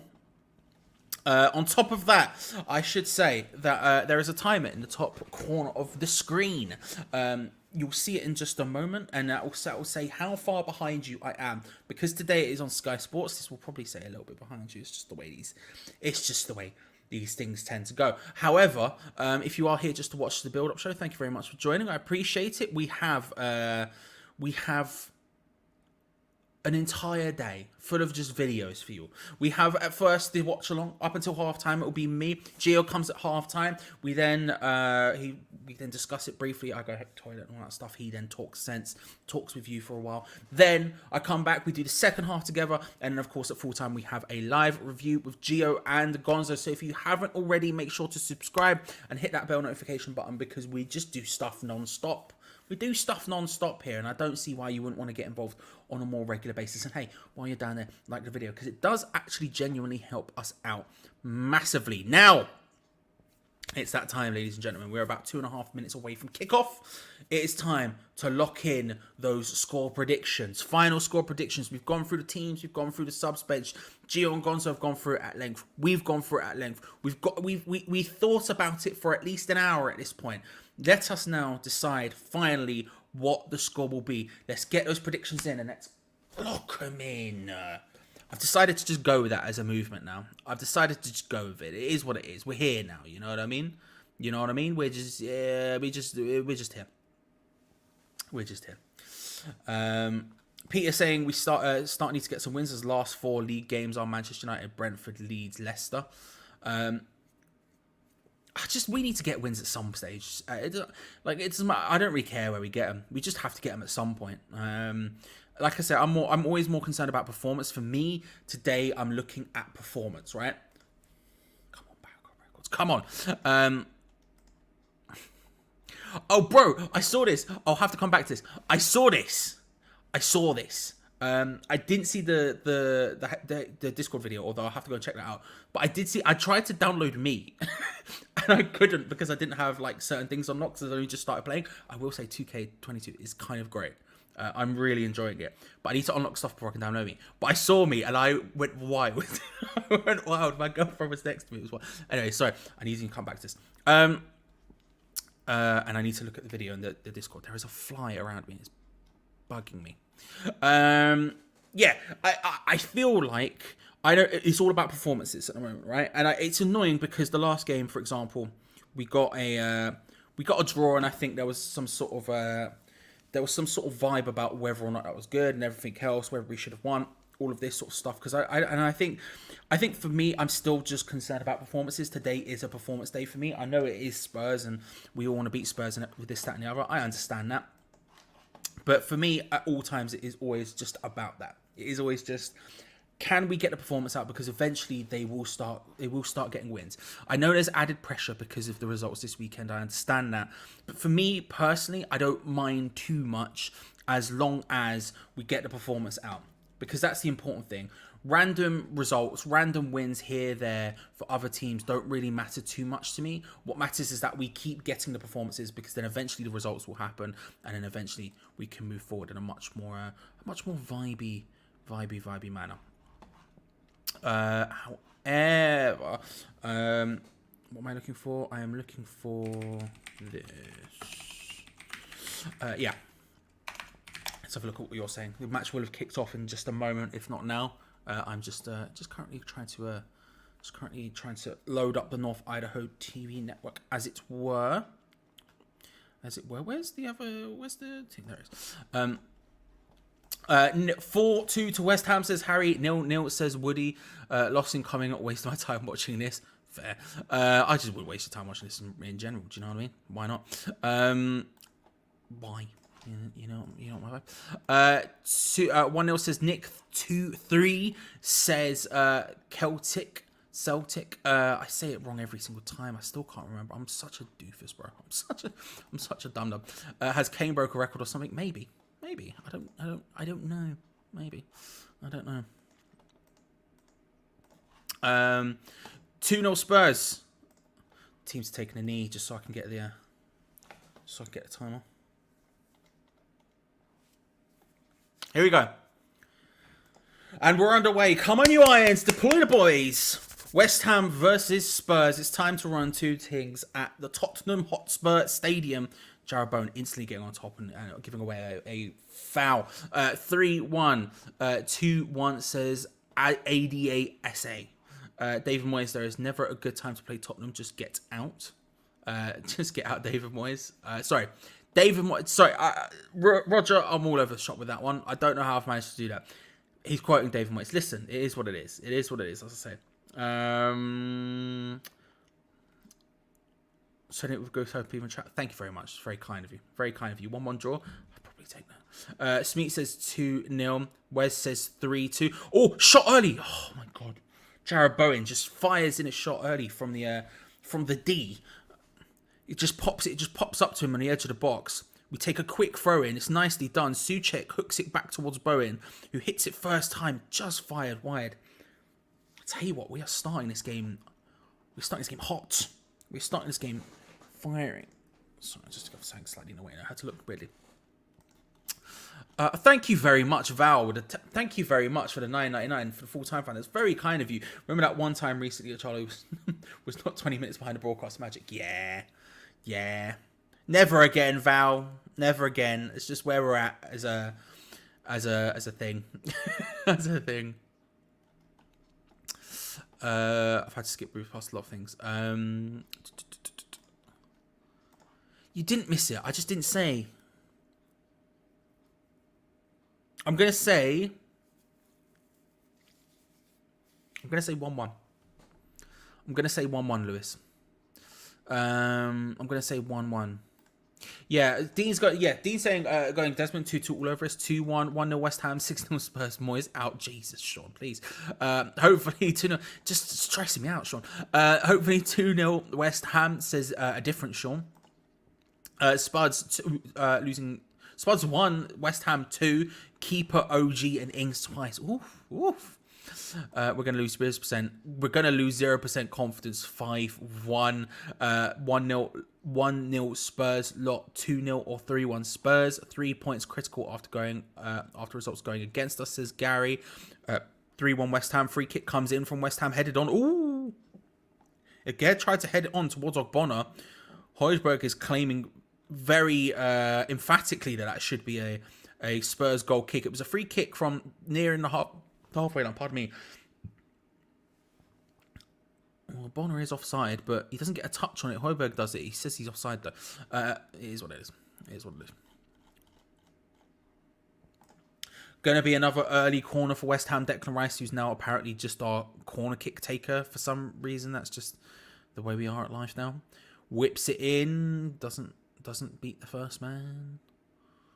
Oh, and then Flynn Downs loses out in the air, although Rice comes across. Felt 50-50, but 50-50. Kulishevsky's going as a free kick. Rice doesn't really complain too much about it, to be fair. My trustworthy friends, good to see you. I hope you're well. Hope you're good. Yeah, they don't look great. Like I say, if you press them, they don't look comfortable. And we've come out clearly thinking that. You know, we've learned from the last time. The last time we tried to push them early and they looked all over the shop. And this time's much the same. We've come out and we've just gone for them early. And it's good. They're looking very, very shaky. We need to keep this up. I don't know how long we will keep it up for. But this is good because back last season and the season before, when things were good, this is what we did. We would come out and we'd press early. We'd make stuff early happen early. We'd score early. And that allows us to sit a little bit deeper. When you go 1-0 up in the first 2 seconds of the game or whatever, it allows you to have a little bit more freedom in working your way through, you know what I mean, and trying to find what's going on. It's a lovely thing. It's a much easier thing to deal with, rather than sitting back and sort of allowing them to come onto you and then trying to defend.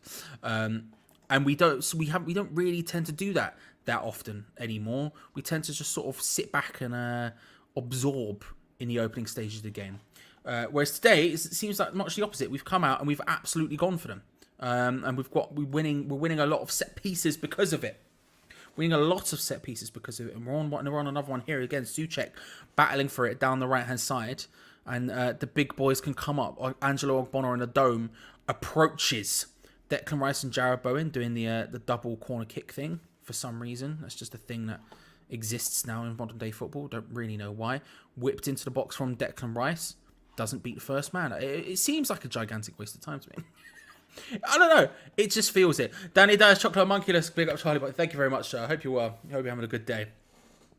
My favourite name on YouTube. Pretty much. There is never a day there's never a time my day is not brightened when I see the words Danny Dyer's Chocolate Homunculus. Big ball out to Davis on the wide left hand side for Spurs. Tries to put it in. Headed away by, I think it was Declan Rice actually. If I was like, no, it might have been Ged. No, it was the Ged. They have a very similar build. Awful corner. We've had two and both of them have been bad. So far. Thank you very much, Kevin. Hope you're well, my bro. I've got a bit of a cold, but apart from that, I'm well. I'm doing all right. I have got the bells ready today. Bells were bought. We have a whole nest of them, a whole sack of them. We're good with that front. We're good on that front. Davis on the left hand side takes it on the in. Skip dinked it over the top. I don't know if he was aiming for Harry Kane, who was about a mile offside, or whether he was. I just don't know what he was doing. But the point is it's gone out. It's going to be a goal kick.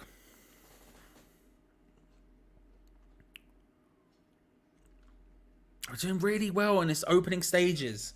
Again, I don't know how long this is going to last, but we're doing really well. Lee, my G, my sir, how are you, my friend? Hope you're well. Hope you're good. Lee, another wonderful man. Does stuff on the disabled team, has his own channel. Highly recommend you check out Lee. Lee's just good. Lee's good.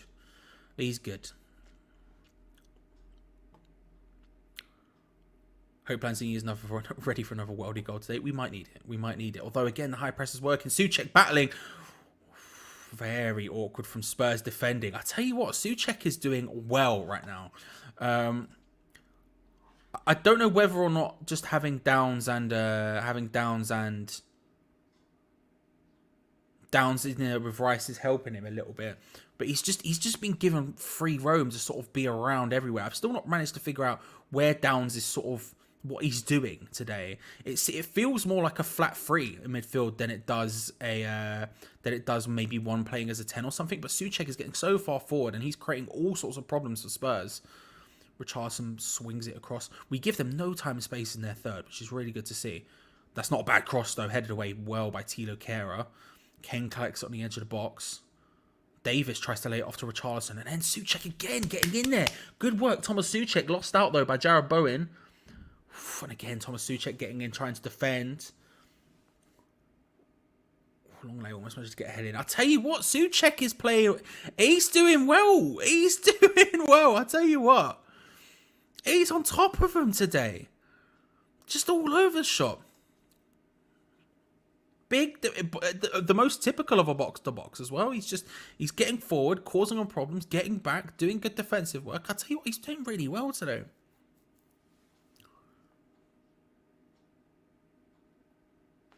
I mean, look, the thing is with Thomas Souček is I am definitely one of his bigger fans. Oh, good stuff. Good work from Jared Bowen there. Interestingly, it is sort of a front two, right? Because Jared Bowen's on the left-hand side, whereas for the most part, he's usually on the right of Antonio, right? So the fact that he's on the left-hand side does make it feel very much it's a yellow card for Oliver Skip for a late challenge on Mikel Antonio. It's about as easy a yellow card as you're going to get, to be honest with you. His studs are a little bit showing there. But yeah, you look at it and you say they are definitely playing some sort of front two, and I think it is a 3 behind, but just having that extra defensive solidity of having Rice and Downs sort of in a deeper position, not having Downs as the sort of more aggressor out of the 3, the more forward out of the 3. It's just giving Thomas Souček that license to just sort of be everywhere. Again, I don't know how long this is going to last for. I'm sort of nervous to say anything.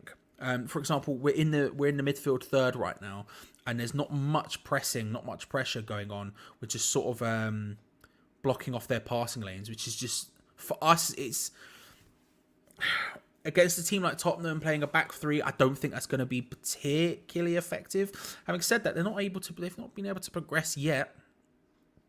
Again, Thomas Souček comes in, activates the press. Spurs manage to pass through it, and they can work their way forward now. Although again, forced backwards. Still not out of that midfield third. You love to see it. I'm so itchy. Skippy the kangaroo. I haven't thought about Skippy in so many years. So many years. I was going to say, I'd say it was a yellow, but he did, his foot was up. It was a bit of stud showing. A little bit of stud showing, you know?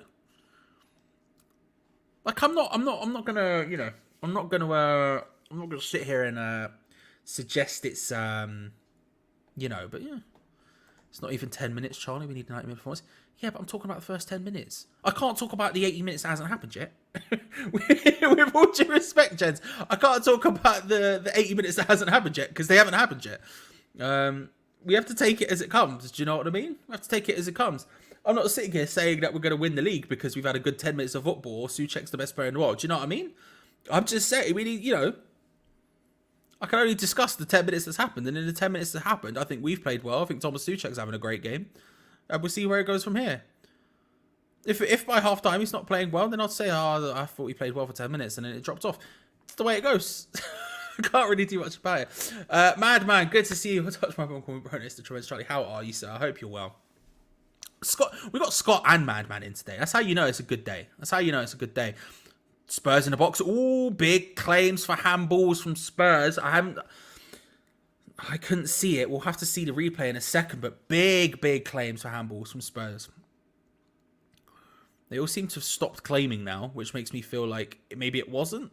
It hasn't seemed. But there was a moment there where everyone screamed at once.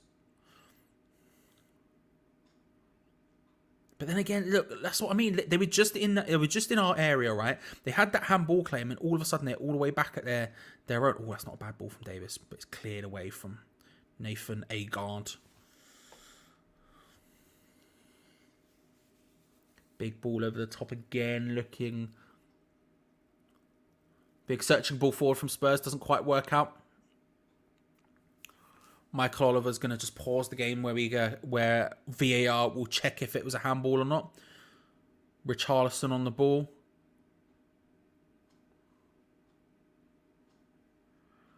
I mean, look, it touches Tito Kerr's hand about as clear as day. I don't think that's a handball for me. His hand is already in that position. He's falling over when Richarlison hits it. That's not a handball for me. Does it hit his hand? Yes, obviously it does. And I'm sort of 50-50 on the Souček one in general, but yeah, it is, you know. West Ham trying to work it down the right-hand side with Mikel Antonio. Mikel Antonio hit a lovely crossfield diag. Didn't know he had it in him. Weak foot as well.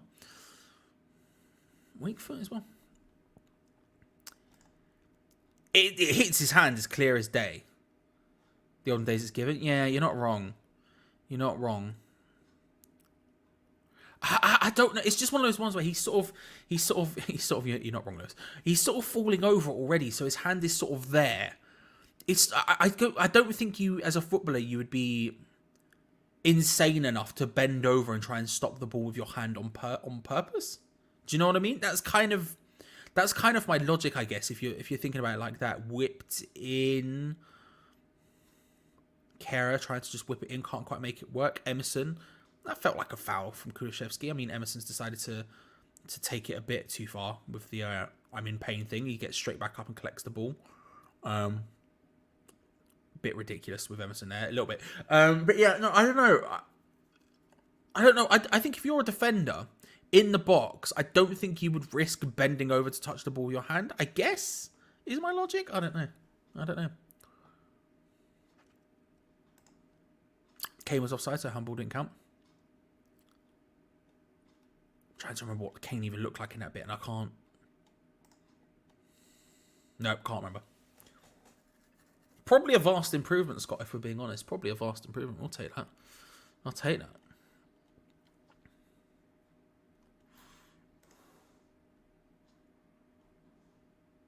Downs.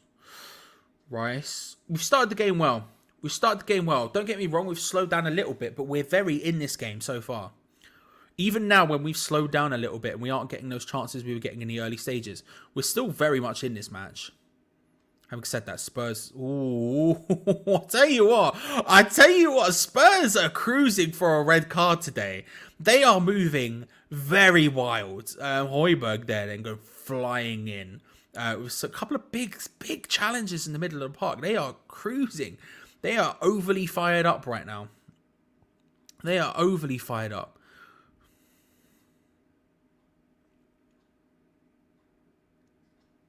We're looking at the Kera handball again.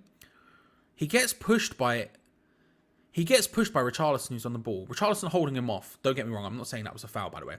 But Richarlison holding him off, sort of Martin pushes him, which makes him fall over, his hands down. I don't know, it's not handball for me, but I can see why people would say it. I tell you what, they are cruising. There's going to be some cards in this. There are some big tackles all over the shop right now. Oof, that was a moment there where Richarlison almost managed to do something insane. Spurs have got the full-on everything is against us mentality going on right now. That was my opinion on it, Ray. Do you know what I mean? Like, Emerson goes down, and it was a free kick. He claims it. He goes, free kick. And the second the referee doesn't go, he goes, ah. And I'm like, okay, man, that's just a bit, you know. Charlie, good to see you. I hope you're well. I'm doing all right. Bit of a cold, but apart from that, I'm doing well. And to be fair, it seems to be going well, the cold so far. I'm not struggling as much as I felt I was going to be pre-stream. Tell you what, it's a jam-packed game so far. It's not been much downtime at all. I just realised I barely drank my tea. You know what I mean?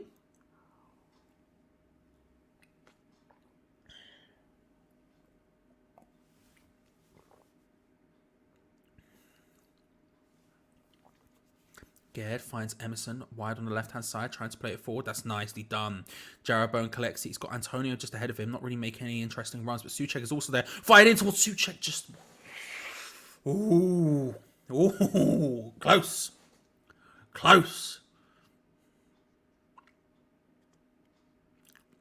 Ball gets played forward. Jarrod Bowen, a nice collection. Just sort of fired in at his chest to get that down. And then a really nice, what Souček was offside to be fair, but it was a really nice through ball, sort of a drilled through ball across the box. It's good work. Close. Very close indeed. Thank you. I'm trying. He's Skip. I'm telling you, he's in trouble right now. He's just. It would surprise me if Geo doesn't come on at half time and go, I've got Skip for a red on a bet, because he is moving crazy so far. You're not wrong. You're not wrong. I had this thought earlier, right? Not earlier, yesterday, because it was a lovely Saturday where we didn't have football, so I went out and did things, right? And I went to me and my girlfriend. We met up with one of her friends. We went out for lunch, and I thought this. I was walking along the street. We were going to the restaurant. I was walking along the street, and I thought, I've had this cold for so long. And like it felt yesterday like it was sort of dying down. I was like, "Ooh, it's dying down. This is all right. We're sort of getting there." And then today I've woken up and it's back at it again. It's just that I don't know what's wrong with me, man. Well, I do lots of things, but still, good tackle again from Souček. Then lays it off quickly to Sufal. Ball in's not great. No one quite there to attack it. Andy Carroll maybe would have, but apart from that.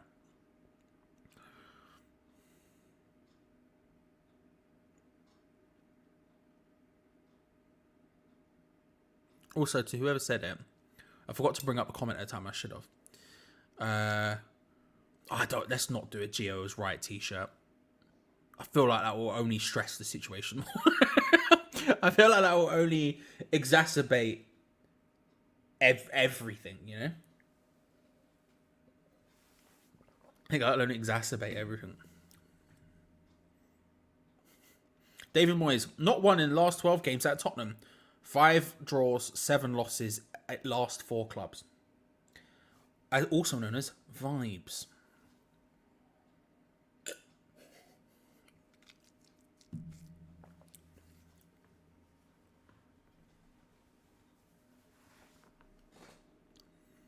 Oliver Skipp looks so much older than he is. You know what I mean? We'll see, Stevie. We'll see. The people. If the people speak, the people speak. We have enough, is what I'll say. We have enough in, but you know. And well, Martin, good to see you. Just hoping we don't get punished this evening. 1-1 for me. So far, so good. So far, so good. I agree. He's doing really well. So far, so good. We got 60 minutes of football left, but we haven't dropped off quite. You know, I was concerned that we were going to drop off significantly. I'm not going to act like we're playing with quite the intensity we were in the opening 5 to 10 minutes of the game, but we're still holding our own right now. Maybe not. I do think I'm allergic to something as well. I don't know what, but I do think there is an allergy thing to some extent, but it's an allergy to nature. Isma, good to see, sir. The most technical I've seen us in a while. Yeah, we are doing a little bit of bits. Oh, I mean, big. We are doing a little bit of bits, Isma. We are now sitting quite deep. I'm not going to click it, but play the West Ham way. Wild. Spurs sort of got the ball. And again, there's that thing. If you get into the sort of midfield third, we do tend to step off. But we're battling for it again. We're sort of battling for it. It's a very, very David Moyes. It's a very, very David Moyes system, is all I'll say. The whole situation is just very much Moisey ball at its finest right now. We're sitting very deep. We're sat off. Then we get the ball. We try to ping it. Quick passing play. Get forward. It's not surprising that we're playing this way away to Tottenham. It's not surprising that we play this way in David Moyes, right? Oh, Richarlison gets round.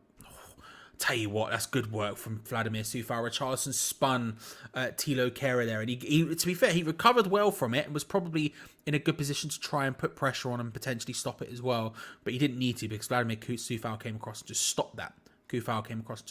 Early doors. Spurs continue to have the ball though. They're passing it around just outside the box. That's a nice through ball. Again, was all over it though. Get out. No F says no, mate. No stress. No stress, Kulishevsky trying it. You know what I mean? Make him say, big nose. Big nose on that one. Breaking out the old school salt and vinegar fish. Oh. Are we talking about the sticks one? Are we talking about a sticks one? Because that's big. I do love a salt and vinegar chipsticks is the thing that's in my head. I don't know why.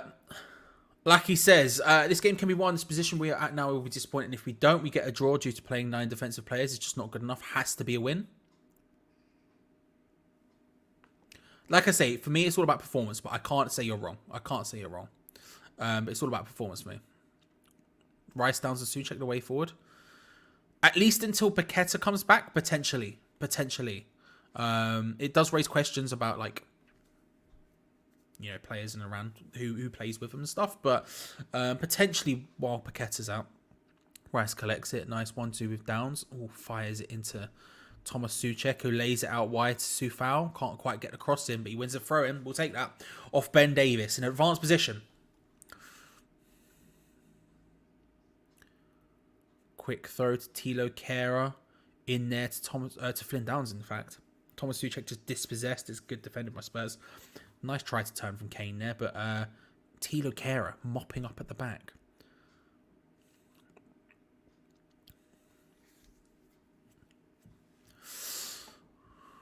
We're doing well. We're doing all right. We're doing well. You're not wrong, Martin. You're not wrong. Maybe that's what it is. Spurs have had 2 shots to our 1. They've had 7 touches in our box compared to our 3. But it is almost 50-50. No, it wasn't. It was 59% to them, 41 to us, wasn't it? I thought it said 51-49 for a second. Which would have been wrong.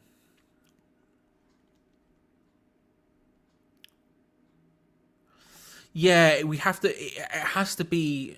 Well, Souček is getting in there, right? And it has to be worked in the correct way. This is kind of why we end up playing wide, right? Because you have the players, they then ping it round. When we get the ball, you ping it relatively quickly. The space and, you know, efficiency comes on those wings. You can play it forward to Bowen and to Antonio. That's fine. And you're hoping they can pick it up, turn, play it forward, whatever. But there's just more options out wide. So usually what happens is Antonio will pick it up and turn, Bowen will pick it up and turn or whatever. And instantaneously it will go out towards Soufal or Emerson. It's frustrating. It is what it is. I understand it. But again, we do have options today. The problem is I don't know if... I mean, we haven't really seen any of these strikers playing together. So I can't really say that they don't work together. We haven't really seen it. I think there's some interesting ideas in there. Whether or not they actually ever happen or not is a different question. It is what it is. Look. I've missed you both. I hope you're both well. I've missed you both. Oh, itchy nose. Ogbonna and Kane are clattering there. Going to be a free kick to Spurs. Itchy nose. Probably not unfair. The ball gets pinged forward towards Harry Kane and Ogbonna just comes in over the top. The Dome himself stopping it.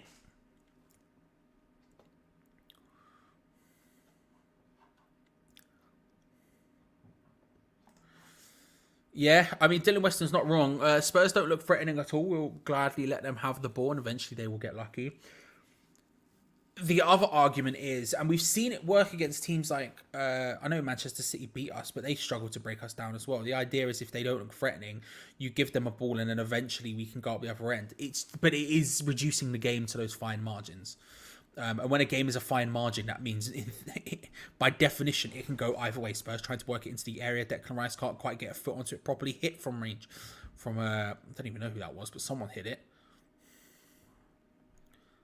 But it is everyone back for West Ham. There isn't a single soul forward. That's a very direct central pass from Tottenham that they were allowed to complete there. Oh, bloody hell. That challenge on Jared Bowen was a bit strong when it played out wide to Spurs. On the right-hand side, trying to find their way in. Kulusevski can't quite do it.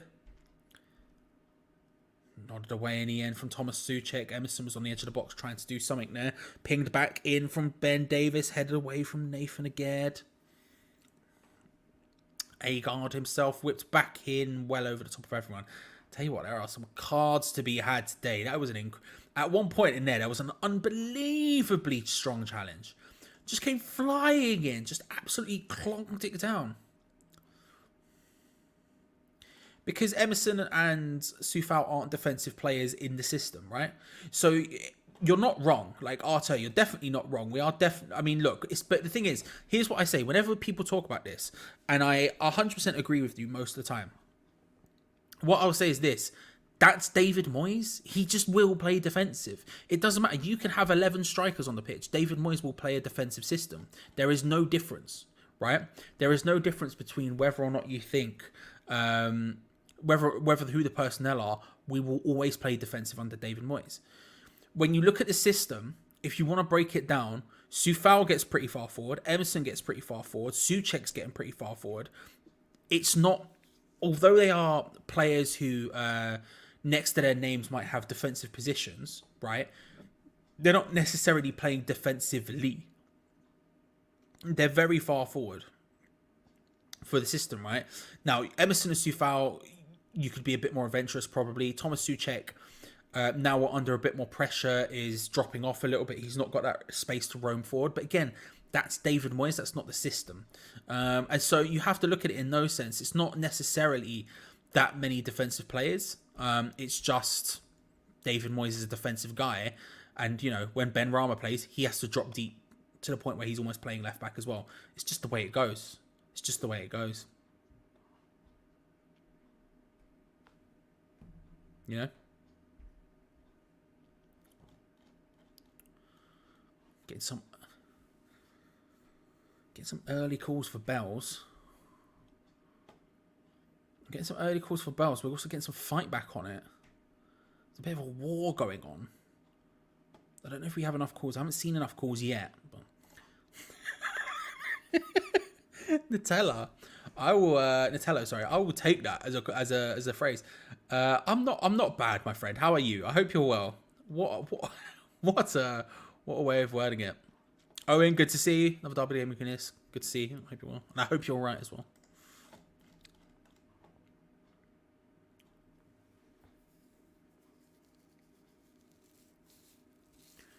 West Ham win the ball in a good position. Emerson takes it inwards. We just have to give each other better options. It's sort of the idea.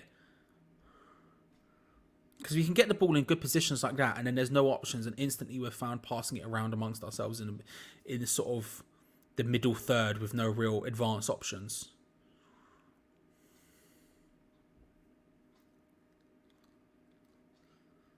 Because again, I mean, we can make the argument, right? If you want to talk about like defensive number, like players on the pitch who are defensive and everything else, which I think you can have these conversations. How are Spurs going to win? They have the exact same problem. They have 5 at the back. They have They have 3 attacking players on, if you want to word it like that. Now 3 is more than 2, sure, but apart from that, I mean, really, is that? I mean, that's really what we're breaking it down to, if you want to break it down like that. Because Spurs are playing a back 3/5, however you want to word it. They've got Højbjerg and Skip, neither of whom are attacking midfielders. You know, wide, you've got Emerson and Davis, both defenders. You've got 3 at the back with 3 centre backs. The only people ahead of that are Kane, Kulusevski, and whoever it is trying to remember, Richarlison. Therefore, they only have 3 attacking players, so they're not really going to win either. You know, it's systems, it's tactics.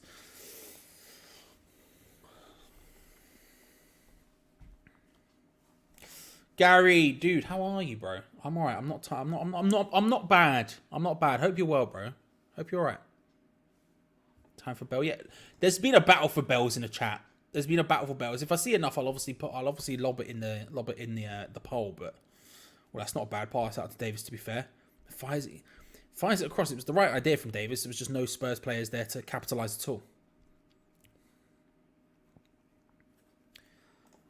Yeah, we've been so bad at final ball for a while now. It's really annoying to watch. It's really annoying to watch. That early, like I said, that early 10 minutes has sort of died down. I don't know whether or not we've deliberately stepped off, whether we've sort of lack intensity a bit, but it does feel like now Spurs are more in control of the game. They're significantly further forward, and we are just sort of sitting.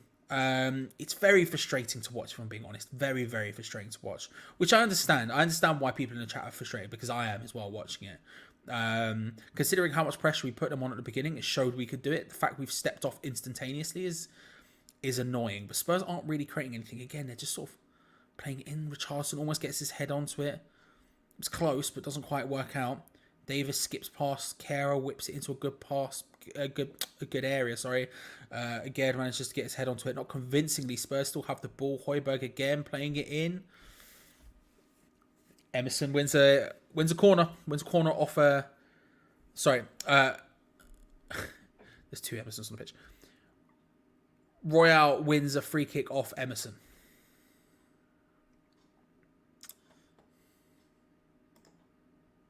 Shout out to Ray. Let's go. Happy birthday, Ray. I hope you have a good day. I hope we get 3 points specifically for you. I'm slightly stressed that we won't, but I hope we do for you, my friend. Happy birthday, Ray, if you see this. What a big plays from Ray. ISJ as well. Good to see you. You can ring my bell. Ring my bell. Ring my bell. Ring a ding ding. It's always in my head. He is watching. There we go. Everyone wish Ray happy birthday in chat if you can. Shout out Ray. Big plays. Let's go. Found my Oasis Hammers chat. Oh, let's go. Let's go, Dave. Let's go. I've lost all my, I've lost half my Hammers chat. I don't know where anything is. It's all at the bottom of the pile now. It's all gone. Oh, I forgot to put Val on the thing as well. I'll put you both in the thing now. I looked for it earlier and I've got no clue where any of the merch I have is. I don't know. I think it's all at the bottom of the washing pile. What can you do? It's life, isn't it?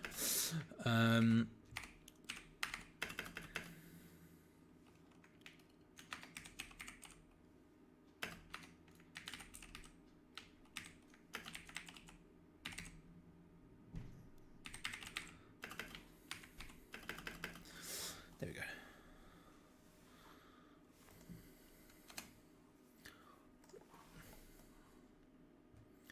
There we go.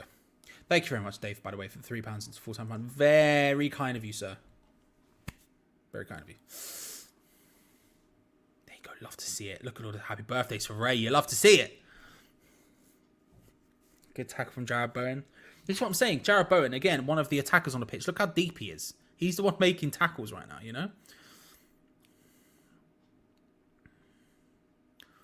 Tottenham again. But Tottenham also lacking that final pass. I mean, we are notoriously poor at final passes, but again, just flying in. Is that Romero? I think it's number 17. Just go flying in off the down. It's a clean tackle, clean as you like tackle, but they are cruising.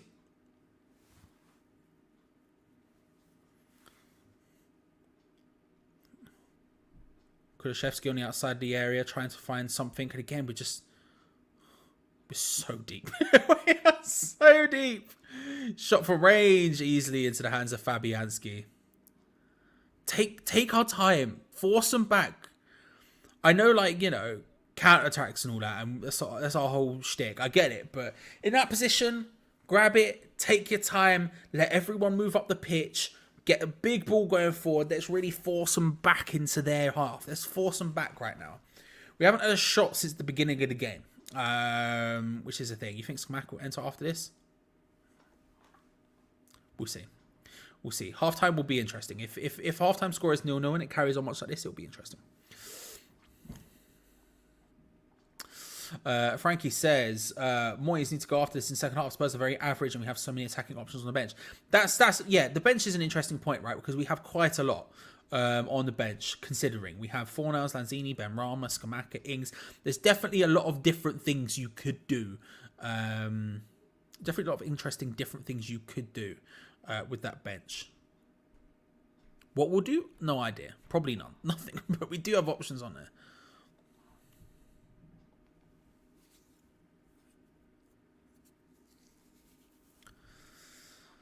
I agree. I don't think there's that much, Martin. I agree with you there, to be fair. I think Spurs are the better of the sides because they're having the more of the ball, but it's not like they're doing particularly anything with it.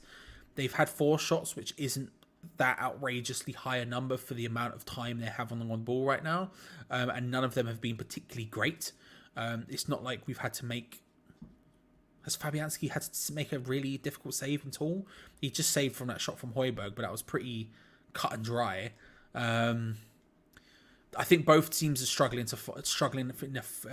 the final third Us because them because we're defending very strongly. We're in the positions. This is a very West Ham under David Moyes defensive performance, and then we're struggling in the final third just because we're not very good in the final third. So yeah.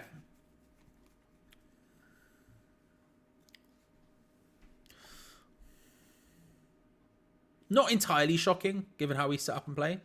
Not entirely shocking, but it is where it just is what it is. Sufal does well to keep that ball in. But again, and he looks to play it forward, and Antonio's the only guy there.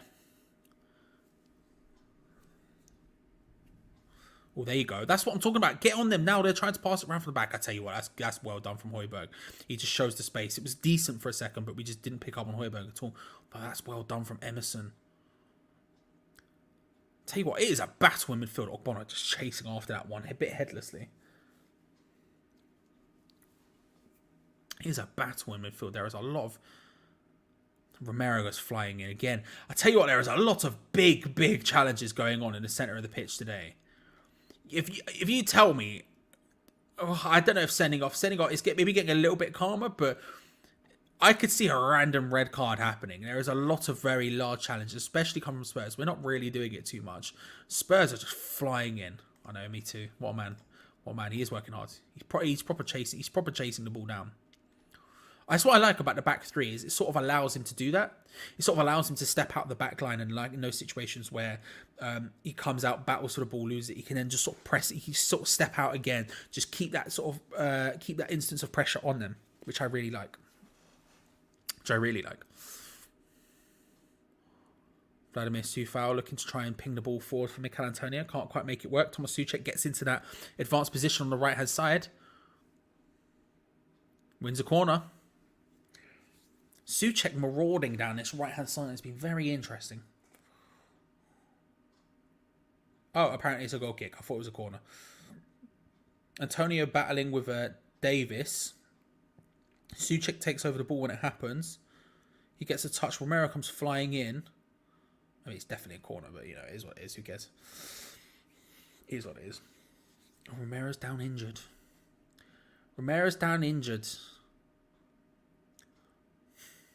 I mean, I suspect he'll be fine, but my God, just come flying in to every challenge and he's hurt himself. Shock.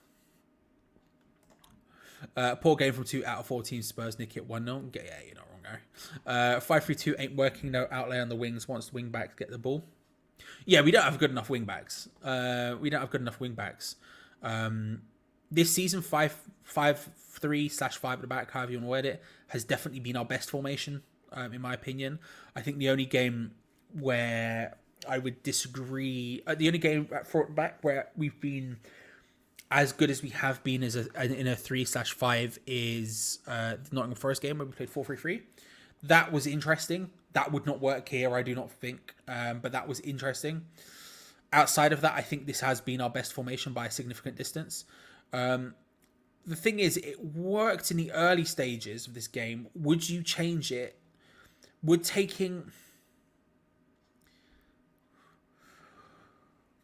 It would be a concern if you were to change to a 4 at the back for now. Say you wanted to change to the 4-3-3 in a way where you could keep Scamacca, Downs, and Rice together, because that's sort of working-ish. Basically, you're allowing Thomas Souček to get forward, which is good. If you wanted to change that system, Antonio down with a bump to the head.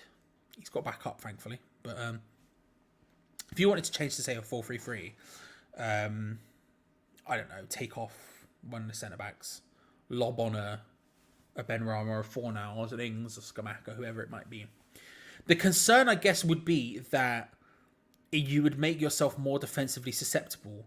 And let's be real, I think at this point it's probably safe to say, almost go forward there.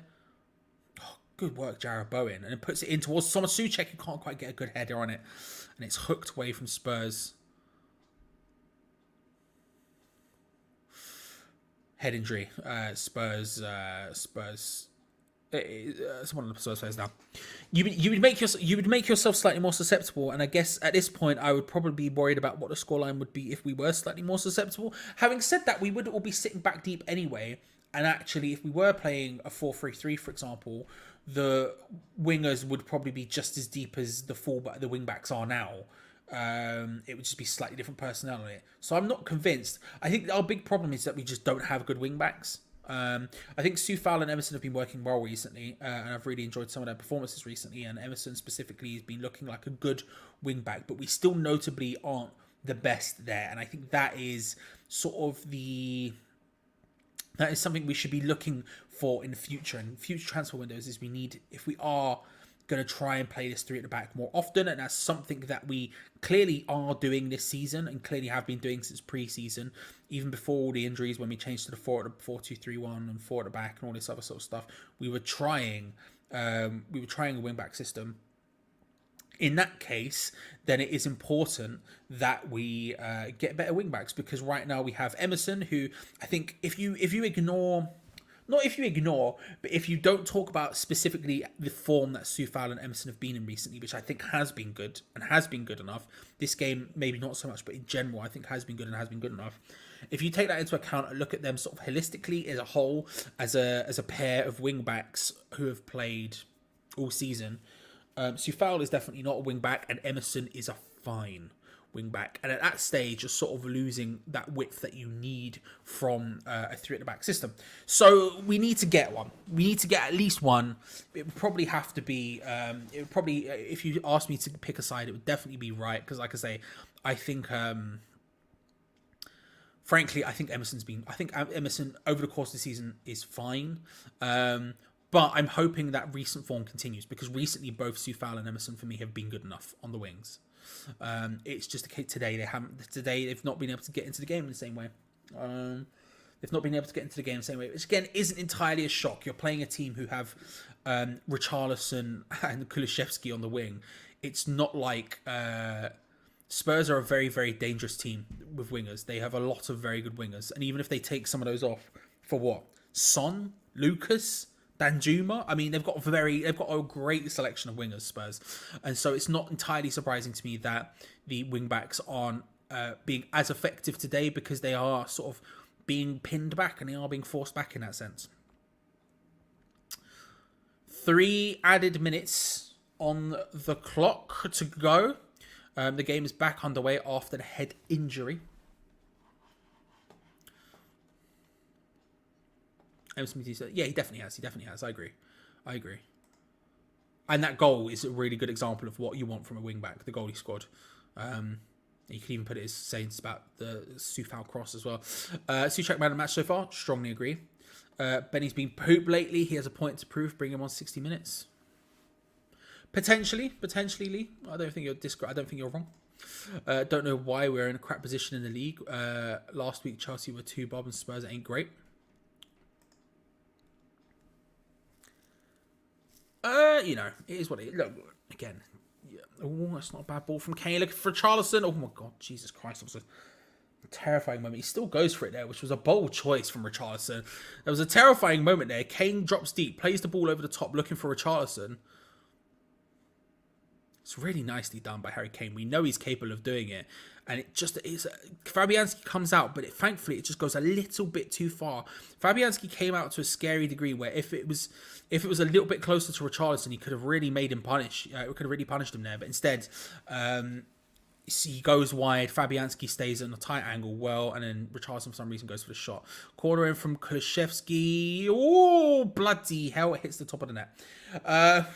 Jesus Christ, that was scary. Longley, who's back on now after the head injury, seemingly fine because he's just headed the ball. It was whipped in. Header from Longley. It's just over. Fabianski looked like he would have had it covered, but a scary moment. Emerson has been pretty good recently. I wouldn't say he's been amazing, but he's done well recently, and he doesn't have a good history. I would agree with most of that. I think he's fine, but I think that's about it. I think we overpaid, but that's fine. Whatever, life is, it doesn't really matter. I think he's fine. I'm happy with him in the squad 100%. And if we are playing wingbacks, I think that's a nice option to have. He wouldn't be my first choice, but if we are again looking at wingback situation, we need a right wingback quite badly.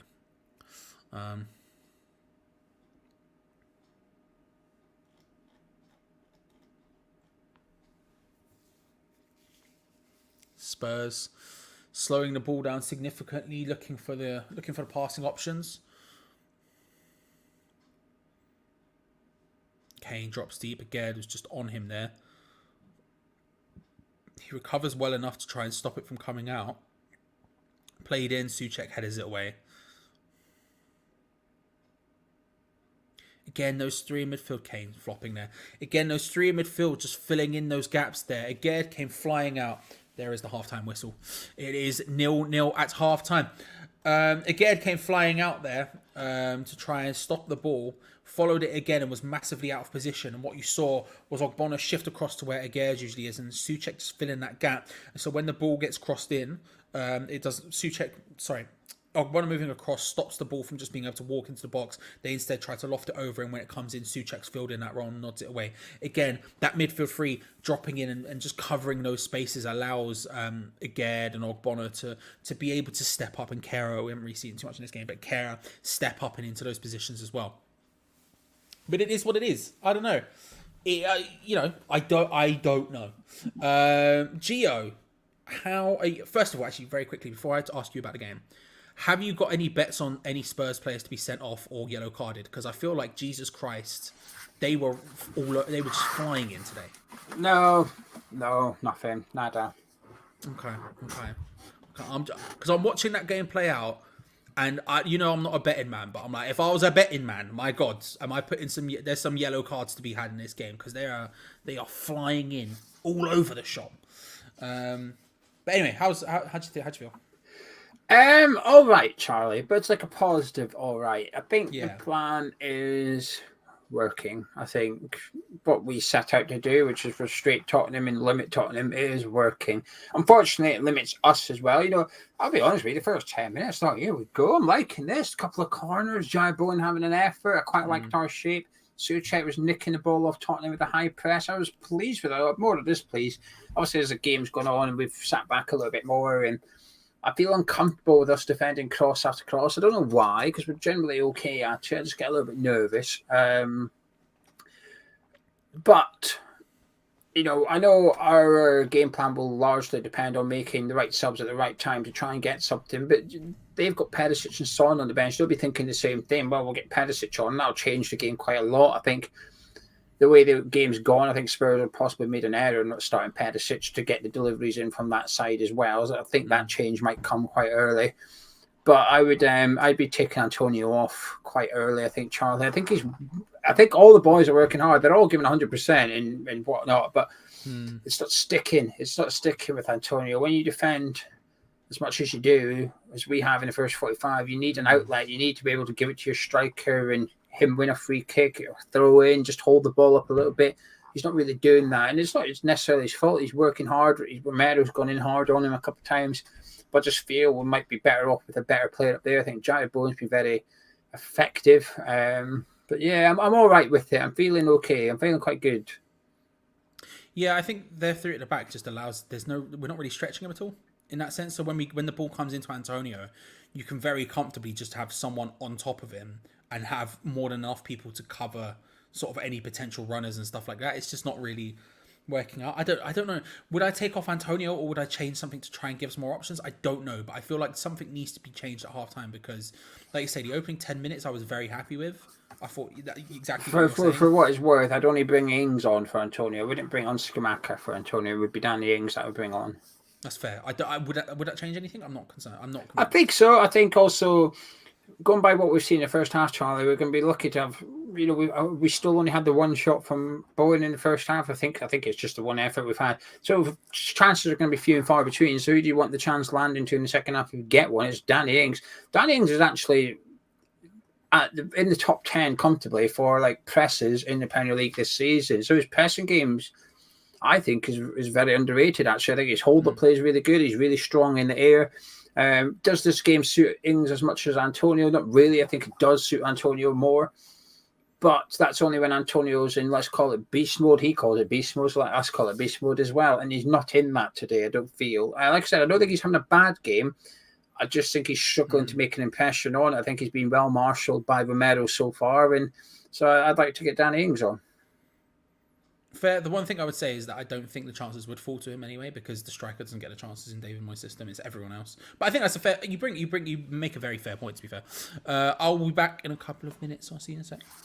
Thank you. Right, let's see what you're all saying. Adam said, same old story. Defenders looking all right. Once again, our attacking threat is not looking good. Andrew, bring Ings on and put Antonio in the wing. Andrew, who would you take off then? Who would you take off, Andrew? Let me know. Or Tal would take Skamaka and Ings on for Antonio and Bowen. I think Bowen's playing really well. I'll be honest with you. I think Bowen is playing well. I think Souček's playing well. I think our defence is a little bit...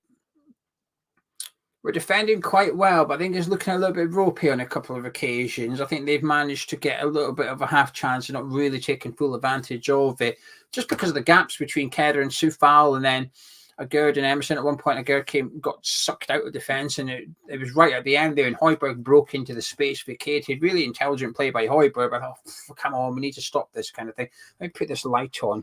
It blinds me, though. There you go. Hopefully that's a little bit better. Yes, shout out to Toronto Hammers. I just seen your comment there while I was listening to Charlie speaking. I'm scrolling back. I'm going to find it. Don't you worry. I'm probably not going to find it. Here we go. Toronto Hammers celebrating their 10-year anniversary in Cuba. No TV or streams. Huddled around the swim-up bar watching the watch along. Thank you very much. Much appreciated. Charlie much appreciated as well. So thank you very much. And happy anniversary, 10 years. To make a community-based thing last 10 years, I think is a marvellous achievement, especially something like that. So really well done. I'm pleased. Hopefully, I mean, there might only be two of you there. Okay, there might only be two of you. I don't know how many there is, but it doesn't matter. Congratulations. I like hearing stuff like that. Paul said, Souček's playing very well. Kerr's good. Lack of cutting edge. Going to be a set piece. Do you know something, Paul? I'll be honest with you. I've been quite disappointed by our set pieces when we get free kicks on the halfway line. Two of them, we've played one of them. Ogbonna went up. We played it short and went backwards to Gerd, and Ogbonna had to run 60 yards back in a sprint because we put him 50 yards out of position. Then the second one, we had a free kick, and we passed it to Rice, who gave it back to Agerd, to Ogbonna, to Kerr, who just bumped it forward and went to Eric Dyer. And I thought, well, what's the point in that? If we're going to piss a free kick up the wall within 20 seconds, surely we're better doing one by just putting it in the mixer. You know, in the first 10 minutes or so, I felt like we had a free kick, and we did. Emerson clipped it in there, and I think it might have been a Gerd or Souček. One of them got their heads on it. One was offside, didn't touch it, went out for a corner. There we go, get the ball in. So I have to be honest with you, a couple of times we've had free kicks, we've played it short, and I think, well, what are we doing that for? In open play, we've had one shot in 45 minutes. So when we get a set piece inside their half, why are we trying to pass it around? What we're doing? Just get it in the box. Get a Gerd, Ogbonna, Kerr, Souček, Rice, get them in there, and let's send in and see what happens, kind of thing. I think our best chance is probably going to be through something like that. Yeah, I don't know. Our corners haven't been good as well, to be honest with you. Alan and whoever else that was, Luke. Sorry, yeah, it's not been very good. You know, but Spurs struggle a little bit back post for set pieces, and we've not really taken advantage of that. I mean, the one that Rice hit front post, there was like 3 Tottenham players going for it, which suggests they overload the near post. Kavos says, the only thing Souček is missing is a 10 out of 10. Missing from a 10 out of 10 is a goal, being dominated. I think he's been brilliant. I think Souček's been really, really good, really pleasing. Raja says the same. Souček's been the best player until now. And the penalty shout, Kaiser saying it could be disputed. I can see both sides. It's one of them. If it got given, I wouldn't really complain. It's the letter of the law. I'll be honest with you, I didn't even know that this was the law until last week when the Souček thing happened, and I heard it getting discussed about how if your arm is there breaking your fall in a natural position, it then doesn't go against you. And I think that's what Tilo Kehrer is. He gets a bit of a nudge from Richarlison, which makes him start to fall, and his arm naturally goes there. So by the letter of the law, I don't think it is a pen, but I think it's a little bit of a strange rule, if I'm honest with you, because essentially any player doing a sliding tackle block, they've got their arm behind them usually, and I don't know. I get it, but only because of last week. It wasn't for the Suchek thing last week. I'd have watched that thinking, bloody hell, this is going to be a pen. But I only discovered the law last week. So there you go. Connor says, give the players a chance of playing well. So long as they stay calm, get more movement off the ball and better communication, that'll be enough. James said, we've not scored directly from across all season. Well, to be fair, we don't really score much, do we? But yes, I'm trying to think of one off the top of my head. Obviously, I won't if we haven't actually done that. But it depends what you... as I say, is Antonio's cut back for Bowen against Everton across? Not really. I guess it's a cutback, isn't it? But this is... We must have scored from a cross. I don't know. Anyway, we'll see what you're all... Let's see what you're all saying. Keep it coming in. Brad says he doesn't care about the penalty decision. We've got many go against us. I'm a bit like that as well. Because it goes for us, I'm pretty happy. NW said, I think we were taking 0-0 before the game. Yes, we need a win, but 3 draws from our last 3 is a lot more than most of us was expecting. Just need to beat Forest. I think a draw's fine. I think a draw is fine. Moves us up to 16. But like he said, it puts all the pressure on that. So there you go. Paqueta against Newcastle. I think this is the problem. They chalk that down as a set piece goal. And I think what James is referring to is a cross from open play. It's technically two different things. I think that's what why people will be disputing that one. Emerson's goal last week, that was definitely a cross. Greg, you're right. That's definitely a cross. Again, I'd imagine the whole technicality would be because it got flicked on. It anyway. Greg wins. Greg wins that one. I can see why the Paqueta one didn't go down as a scoring from a cross, but I'm not having the Emerson one. The Emerson one's right. But anyway, in regards to the draw, Brad said it's not great, but keeps momentum going in the right direction. I'm a bit like that. It's stopping losing games. It would be 1 defeat in 8 now, but it's all about the Forest game next week then. But what I will say, going by what I've seen in the first 45 minutes, there'd be an element of me that's still disappointed if we only draw, because that's not a good Tottenham team. It's not. Look at them. They can barely string any half-decent passes together. I'm not saying we're any better, but we're down at the bottom of the table. Tottenham are just outside the top 4. That's not a good Spurs team.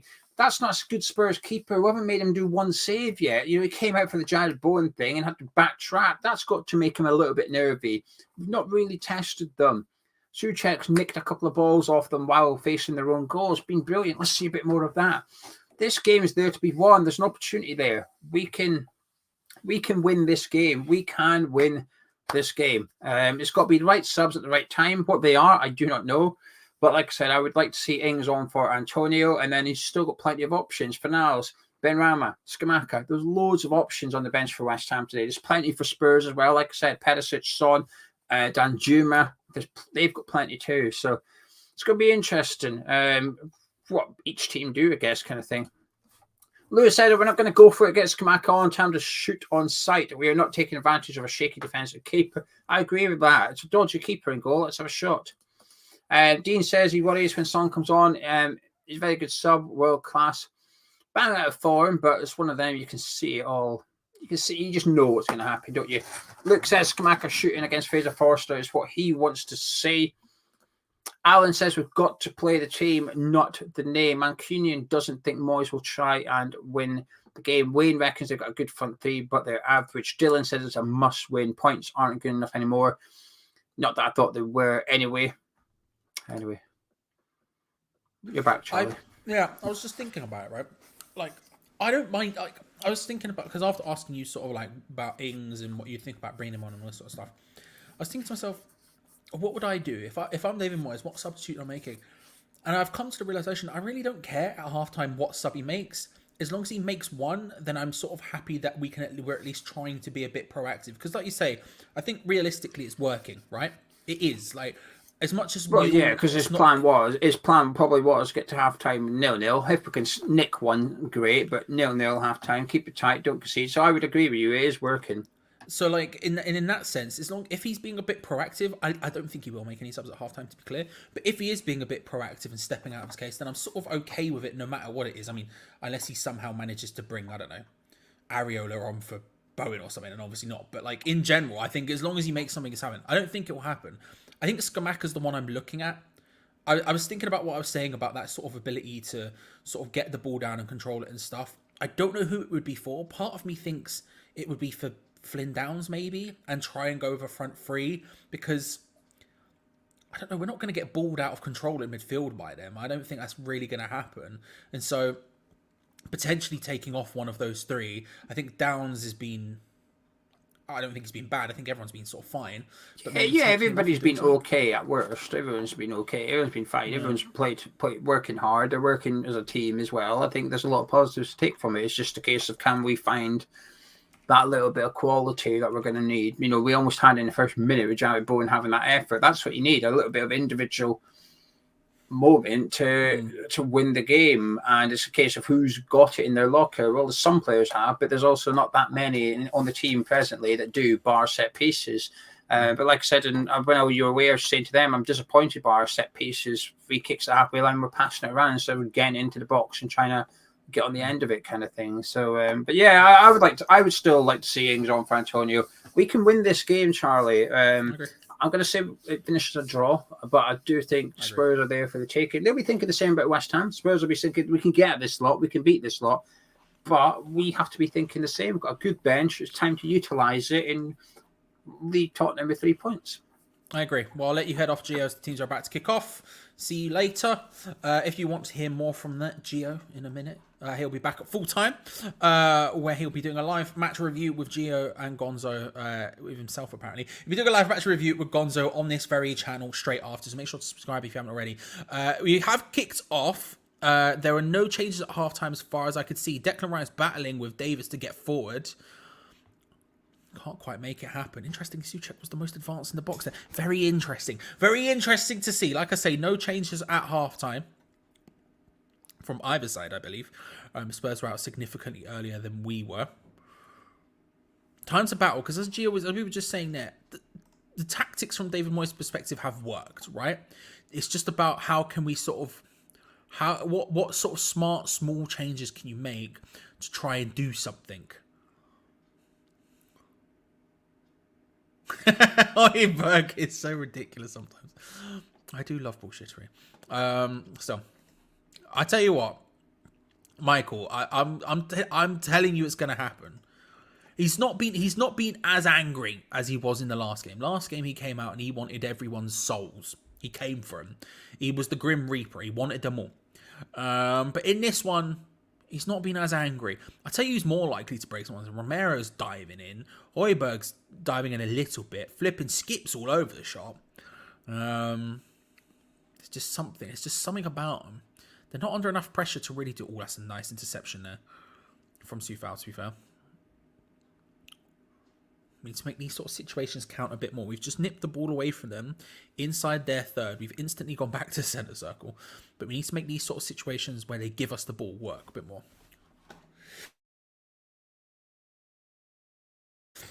Bless me. Spurs come flying forward. Kane lays it off to Kulusevski. It's a bad pass. Again, manages to Crov and stop it. Pulled back instead for Richarlison straight into the hands of Fabianski. That was a really, really good opportunity for Spurs.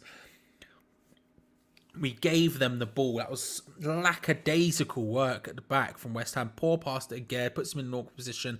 He then can't get the ball out of his feet. And Kulusevski, the pass from Kane, if it was a little bit better, you might have been able to see Kulusevski put a shot quicker. Instead, he decides to pull it back for Richarlison, who's in space, but his shot is lacking. Lacking. Thank you, Mr. Ford. Appreciate it.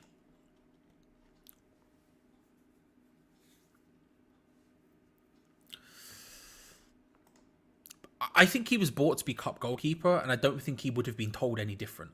David Moyes is very honest about these. The thing is with David Moyes, one of the things I will praise him on, and it pisses me off at times, but I think in this specific scenario it was a good thing. At other times it really, really gets to me. Spurs with the third most second half goals of the season. Stress. If the people call for it, is that he's very honest when he tries to sign people. If anything, he's too honest. He'll tell them, you have to work into the team, you have to earn it, blah, blah, blah. He would say all that stuff.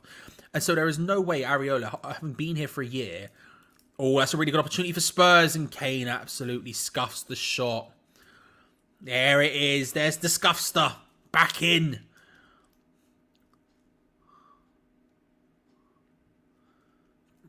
Rice, awful work from Declan Rice, and Kulusevski plays it in. A little bit fortunate to come through to Harry Kane, but he hits it first time. He absolutely scuffs it, can't get the direction on it at all. It gets dragged wide. Awful from Declan Rice there. There's no way that Areola would know, after being here for a year and having those conversations with David Moyes, that he would just walk in as first choice. That was never going to happen. I think he was bought as a cup goalkeeper, and I suspect he would have been. If he was annoyed by that, then I think, then I feel like he's sort of on him more than it is anything else. Bowen tries to nip in round the back. Foul. Foul.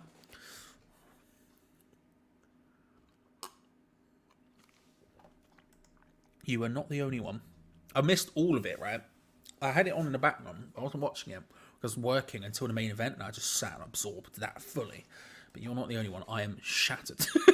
I'm shattered. Elk says, need an attacking threat. Moyes clueless. Get the bells out. So, the gods are on our side, says Martin. Invoking Greek mythology, it feels. Corner. A poorly worked free kick wins us a corner. We'll take it. Are we good at corners anymore? No, we're not. We're not good at taking them, and we're not good at finishing. But still. It is awful to watch, Vinny. You're not wrong, mate. You're not wrong at all. You're not wrong at all. Whipped in. Unsurprisingly, a Spurs header to it. I mean, it was a poor header from Romero, and we're going to get another corner. They might as well just give it to us. We're not going to do anything from corners. We're just not anymore. Yeah, it was. It definitely was. It was a good show overall. Like I didn't watch it super intensely because I was working. I did only watch Suchek brings the ball across the bow and gives him some instructions. Let's see if that makes any difference. Main event was great. I was slightly disappointed by the way it ended, but I thought it was great in general. Men's Elimination Chamber was really fun. Women's Elimination Chamber was fun. Nope. Hits first man and headed away again from Spurs. We're pointless. Just give us corners. We're never going to be good. We're not good at them anymore. We're just not. There's no point thinking about it. We just are not good at corners anymore. There's no point at like, ooh, we're going to get a corner. Like, it's just, who cares? Who cares?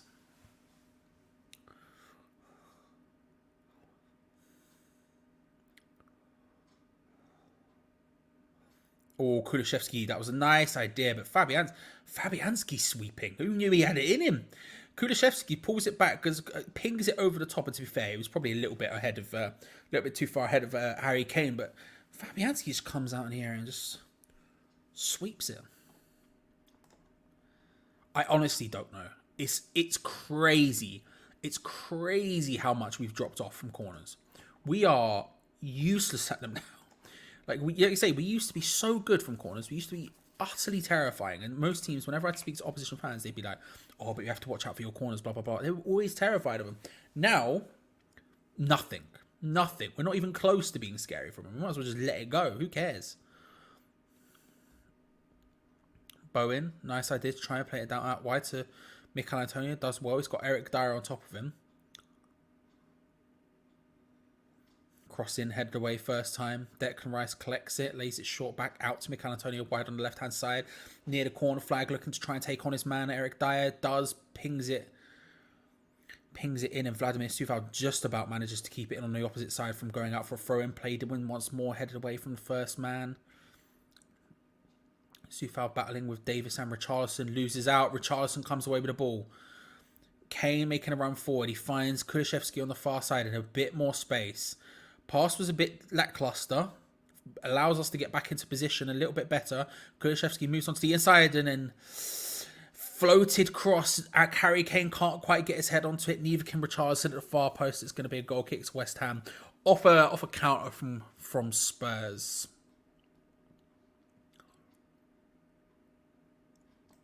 I don't know either. But then again, no one takes them, so who cares? At this point, I really don't care. Like, whatever, man. Like, corners are corners. We'll get it. We'll put it in. It'll hit the first man, or nothing else will happen. It's like, whatever. Yes. Yes, that's what I want, mate. That's what I want, Sean.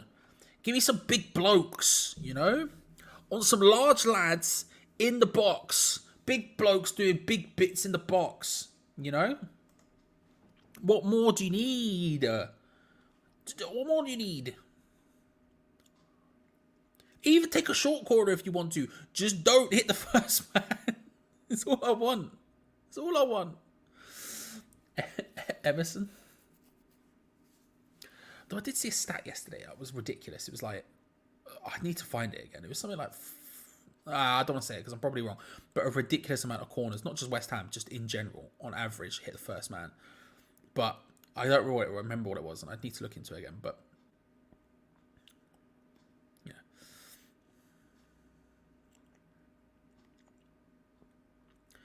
Cut to Son warming up on the side, having a little conversation with Pabbers. 16 appearances versus West Ham, Son. 7 goals, 6 assists. Scary. Although I think they said earlier he's played 20 games this year and he's only scored once. So, you know.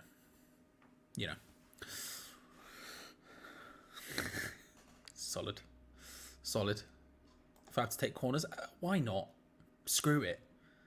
At least I'll be confident he won't hit first man. Do you know what I mean? That's all I want.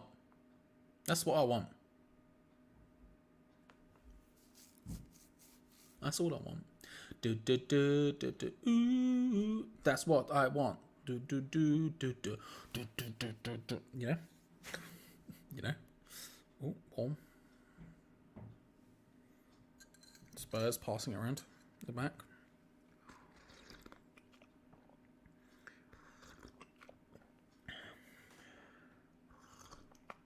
Oh, that's a really good ball forward. That's 1-0 Spurs. It's Emerson Royale of all bloody people as well. Emerson Royale of all people is the one who gets the goal. Ah, well.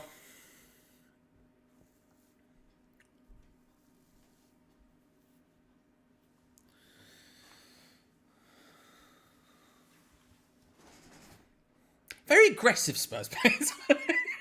In the celebrations, just attacking each other. Ah, well, what can you do? That was a very, very, very easy goal. Very simple. Just played forward. That's a great... I mean, to be fair, actually, the assist for the assist is a beautiful through ball. Great run. I don't know who it is that makes it. It's really good, though. I think that's Oliver Skip into Ben Davis, maybe? I'm not sure. And then, yeah, it is Ben Davis. Bloody hell. And then Emerson Royale. There you go. You want to talk about fullbacks? You want to talk about wingbacks? I went for fullbacks and wingbacks and got confused. You want to talk about wingbacks, okay? That's what you want to look at. That was prime wingback. It was beautiful. The through ball, I don't know who it was. It looked like Skip, maybe Harry Kane. Don't know who did it. Right to Ben Davis, who makes this big curving run from the back, from wide on the left hand side. As by the time he picks it up, he's literally in the center. Lays it short to Emerson, who's the one alongside him. Bang. Really, really good. Oh, Bowen hits it straight into the hands of Forster. Jesus Christ. Too easy. From our perspective, don't get me wrong, one of them should have stopped that from going in at some point. One of them should have stopped it. But you want to talk about wing-backs, that is really good. Anyway, Bowen went flying up the other end and gets played through. It was never one-on-one with the goalkeeper. He's always under pressure from Romero, but hits it well, and Forster's forced to save it. It is what it is. Now's where you earn your money, Moyes. Good luck. good luck. Because if now it's not worked, now you're in trouble. You've got what have you got? I mean, look, the options are on the bench. This is the one time potentially in a hot minute. This is the one time you have options on the bench, right? You've got Lanzini, you've got Fornals, you've got Ben Rama, you've got not Fornals. Yeah, is it Fornals? Yeah, you've got Lanzini. Who have we got? Wait, let me click on it. Let's have a look. Fornals, Lanzini, Ben Rama, Skamaka, Ings. You have options on the bench for attacking talent. You have 5 substitutions. What do you do now? That's when you earn your money. You have to really think about it at this point. What are you going to do now? Because the feeling is that probably nothing will happen. We'll see. Now's the time to earn the money. Because your tactics were working, and now they're not. Fine margins. When you play on fine margins, you can always get done in. And that's what's happened here.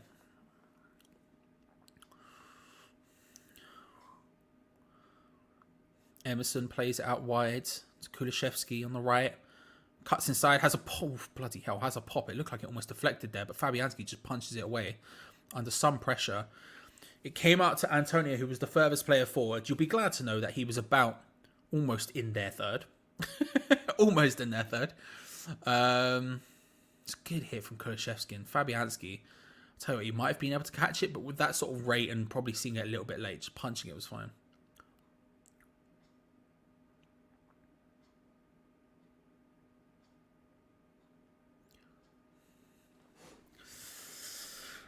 Moyes is so concerned with defending, yet we always concede and we don't get shots on target. He is a clown. We are getting relegated unless he is sacked. You know Moyes don't concede too. F the goal difference. Can someone give sign language to Moyes to tell him to get 2 goal scorers on? Why delay changes when we've produced virtually sweet FA? Get Ings or Skmaka on now. Please sack him now. Even Noble would do till the end of the season. The thing is I'm not sort of. I can't say I'm comfortable with the idea of just sacking it, right? I can't, and I've said this before. I'm significantly more confident. A fly's just landed in my water. I'm significantly more confident with go away, you little prick. With David Moyes keeping us up than some of the other names that were being touted around. I am. Days like today aren't going to make or break our season. Sadly, they're just not. As frustrating as it is to watch, they're just not. And we've still got half an hour left. But the question is, what do you do now? Because this is the plan. The plan has gone wrong. Antonio battles well. Yellow card? I disagree with that. I think that was all right. I mean, I'd have to look at the replay. It looked like he got the ball to me, but... Especially when there's been some others like that from Spurs that happen. I don't know.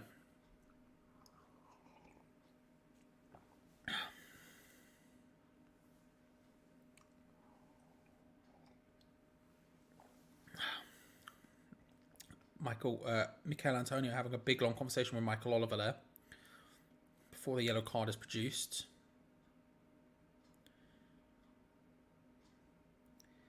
Mikel Antonio got the ball twice there. Not only once. He dives in, gets it the first time, and then gets it the second time. Now, don't get me wrong. The second time, his leg is a bit high. He has the studs out, but he still makes solid contact with the ball. I don't know, maybe a bit harsh, but... A bit harsh there. He did literally get the ball twice.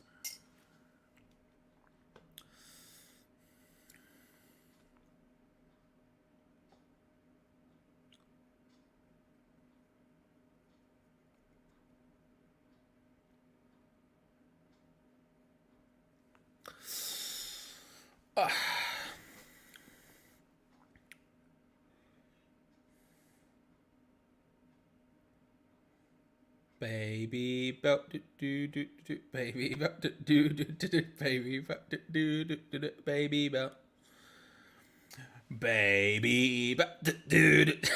It's in my head. That was like Fabianski went down under the challenge from Kulishevsky there. There was a birthday party from one of the kids who lived around here at some point last month.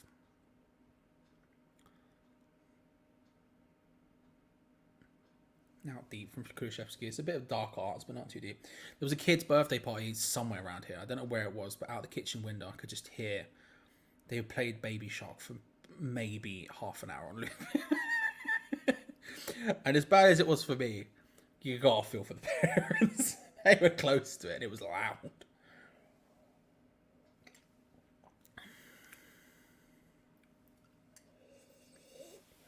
As there's been enough calls for bells, I'm going to lob the poll in chat.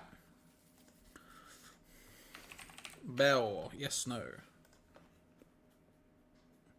There is a poll in chat right now. Bell, yes, no. If it passes, the baby bell shall be consumed. I'll give you until 65. I'll give it 90 seconds.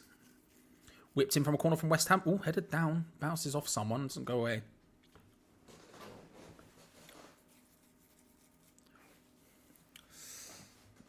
Sufal, nicely collected. Big ball forward. Headed on from again, and it's going to be a free kick to Spurs and played away. Yeah, still no subs, Soham. Still no subs, Soham. Sorry, I really struggled there. Still no subs, Soham is correct. It's a decision. Don't you swallow like a duck. Things are desperate. Listen, if it passes, which I suspect it will, we've got 40 seconds left, and let me put it this way. If you're saying no, then you're going to have to get on it, because it's very heavily in one favour right now. I will try. I'm going to have to chew, because it's dangerous otherwise, but I will, you know.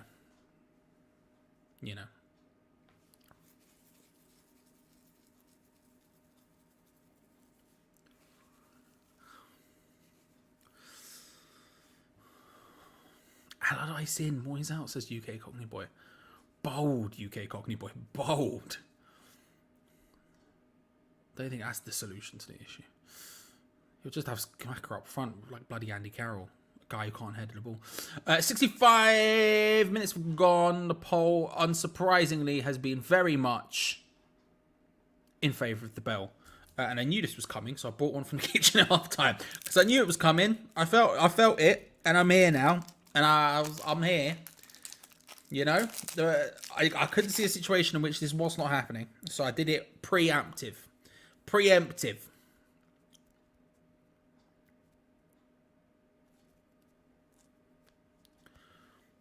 Royale lays it out wide, back to Royale. Him and Kulishevsky just passing it around at the moment. Spurs incredibly comfortable with the ball. Spurs incredibly comfortable with the ball. Us incredibly comfortable sitting back. Spurs aren't going to score from these sort of situations. We're not going to score from these sorts of situations either. At this point, it's just wasting time. This is wild to me. Wild.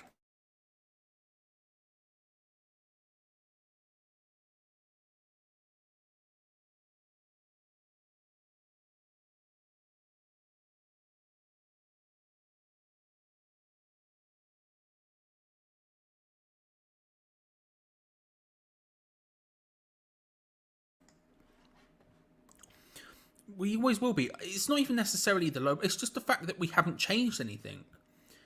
It's crazy to me. It's crazy to me that Spurs are making a sub before us in this game at this point.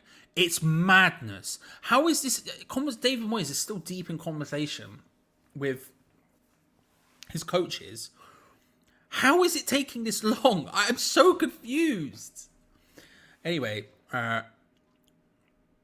Richarlison's coming off and Son's coming on. Son, who we were talking about, having a bad season, one goal in 20 games, I think it is. Having a poor season this year. He's coming on. Probably because they feel like he can at this point. Richarlison going off, who was fine, I guess. There are some West Ham players getting ready to come on. I can see a couple of them taking off the bibs in the background. So there are a couple of them getting ready to come on. But again, the fact that they have made a sub before us is insane. What can you do?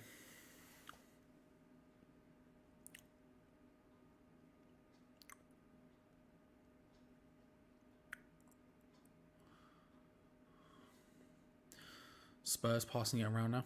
I'm interested to see who's coming on for us. Like I said, I saw a couple of people taking off bibs, maybe one, potentially two. I'd be interested to see what David Moyes, what the change here is.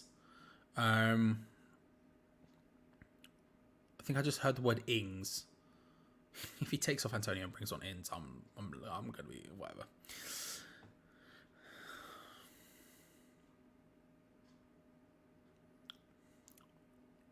One of Spurs players down emphatically. I think it's Højbjerg. Mikel Antonio. Mikel Antonio probably has to come off at this point. Because they're begging for him to be sent off right now. Literally, Kane and Dyer are both on top of Michael Oliver talking about Mikel Antonio potentially getting sent off here. Mikel Antonio's gone to have a conversation with Harry Kane. Ball was played forward by Kehrer. It was an awful pass into Højbjerg.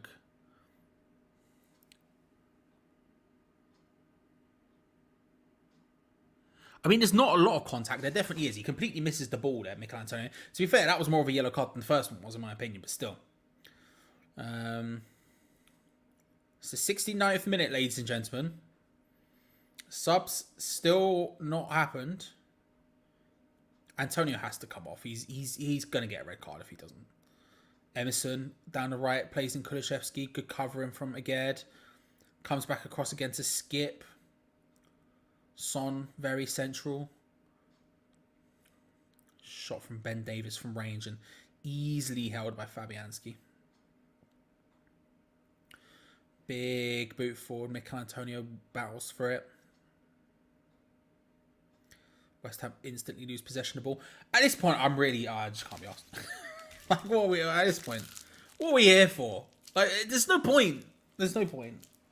We might as well just, if we have the ball, just kick it off the pitch and just get the subs done. Because frankly, before then, nothing's going to happen if we're being perfectly honest about it. We just booted the ball towards sort of Mikel Antonio as if that was going to do anything. So you might as well at this point just bloody kick it off the pitch and just get the subs done. Because nothing's going to happen before then for us, is it? Let's be real about it. Let's be truly honest about it. Kulusevski in the box, looking to try and shoot. Can't quite make it work. Shot from range from Højbjerg. Deflects off. Mikel Antonio's first touch is about as bad a first touch as you're ever going to see. He had all of the space in the world behind him, and instead he tries to take a touch so heavy that it goes directly into two different Spurs players. I don't know who he brings on. If he's bringing on Benrahma and Ings, Antonio has to be one of them, right? Because, you know, he just has to be. He's not playing.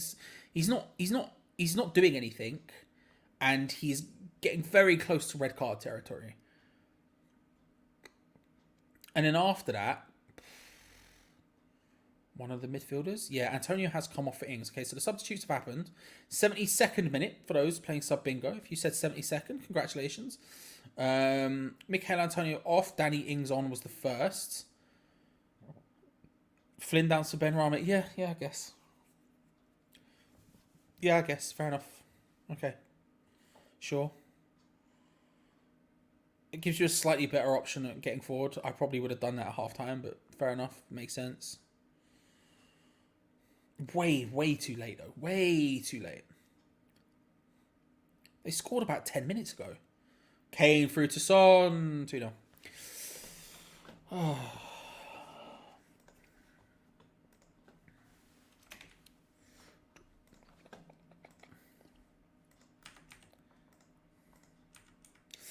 Kane into Son. 2-0.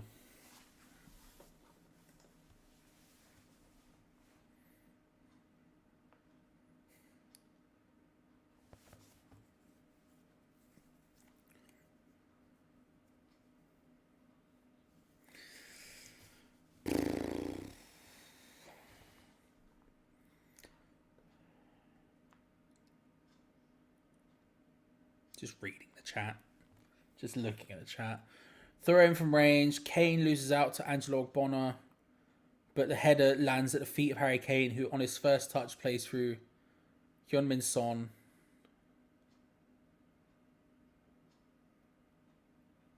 One touch. Second touch. Slots it behind. That is crap from Ogbonna. That's crap from Ogbonna, isn't it? I mean, it's crap from everyone.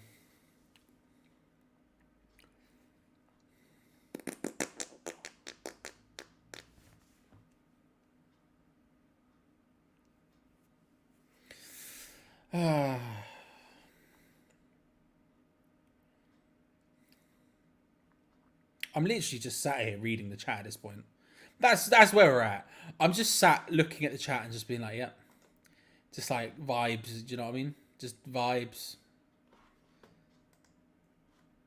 I just don't. You know. You know. Nah.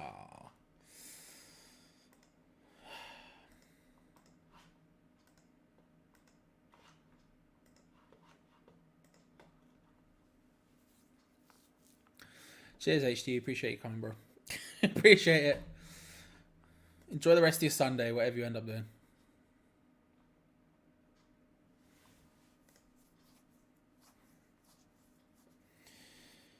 Oh, I know. My bad. My bad. I'll get on it. I'll order one in a bit. Maybe it will change our fortune next week.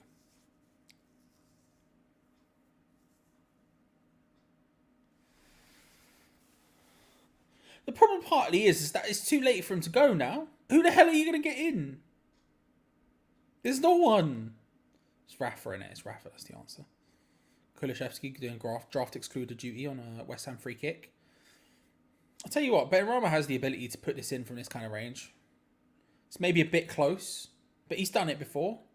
It's slightly off to the side, which helps. He won't get it on target. I'm very confident he won't get it on target, but he could do it. Yeah, it's not on target.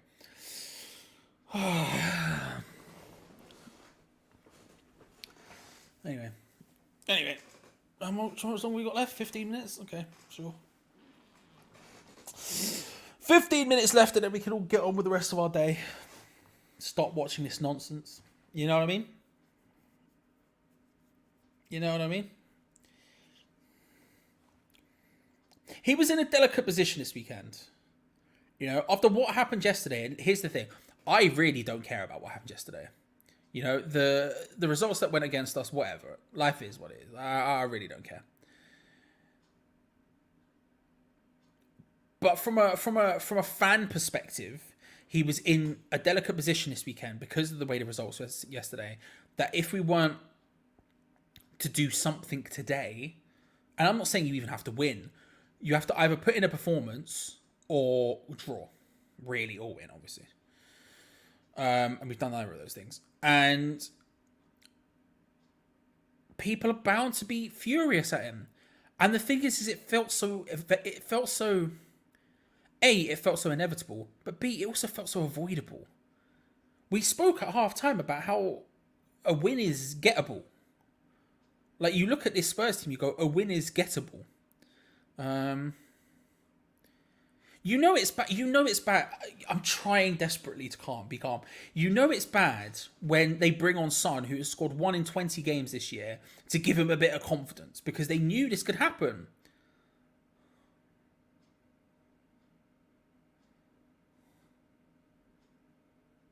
Ben Davis hits the thing.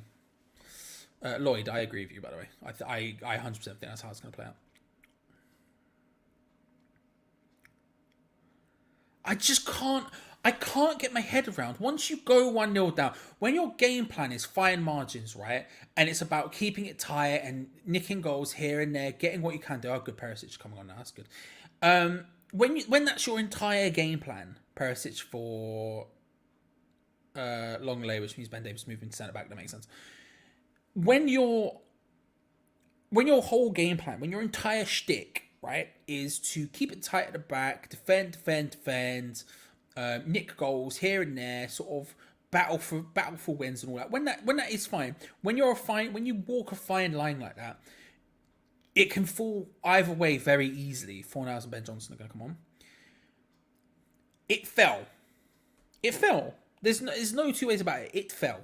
Okay, you fell on the wrong side. They scored. The problem is, what do you do after that? Because once that's happened, you have to step out of yourself and have to figure out what to do past that. And he had no answer, none whatsoever. He waited about another 10 minutes to even begin to think about a substitution. He was talking to his coaches about it for ages. I'm like, what the hell are you doing? Surely you should have had this planned out before. If you go 1-0 down, this is the sort of change. Why did this take 10 minutes of conversation to figure out? I'll never know. And then once it does come on, we can see it instantaneously from it. It's awful. It's properly awful. And I will never, ever understand how any of that happened.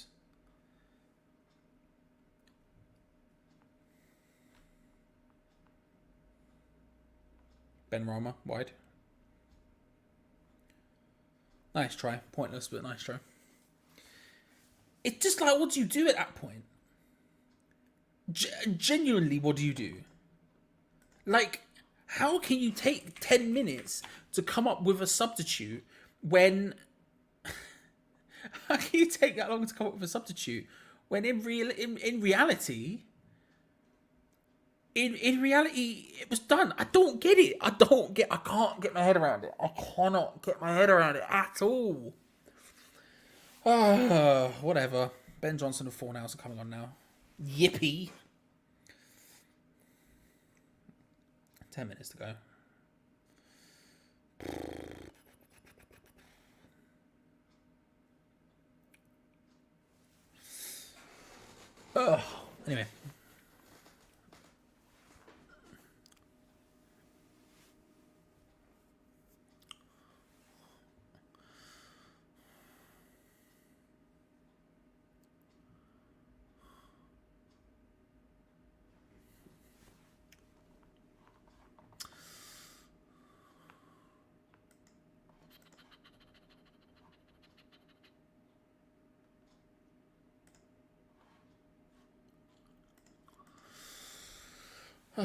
Anyway. Anyway. Slightly calmer than I was.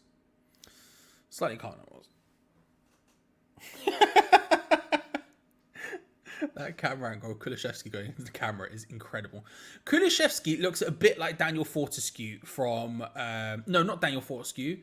Who's the enemy? Who's the bad guy in that game? Who's the bad guy in Medieval called?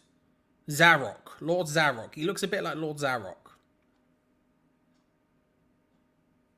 It's an incredibly niche reference, I appreciate it, but it's where we're at. That's where we're at. Ben Rama battles well for the ball. Drags back. Does well to keep possession of it, to be fair to him. Out wide to Emerson with a very risky challenge, Declan Rice. It ended up working out, but Emerson gets the ball nipped away from him. Ooh, vibes.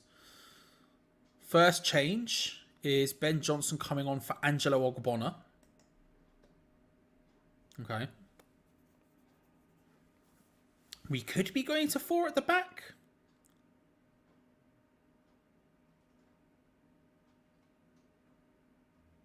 And Emerson comes off for Pablo Fornals.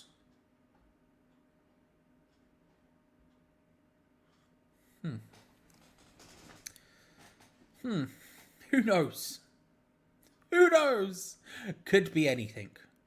Could be anything. Trying to have a look. What else is... Ben Johnson is wide left. His first pass leads to Spurs regaining possession, although we win a free kick from it, so fine. He's wide left.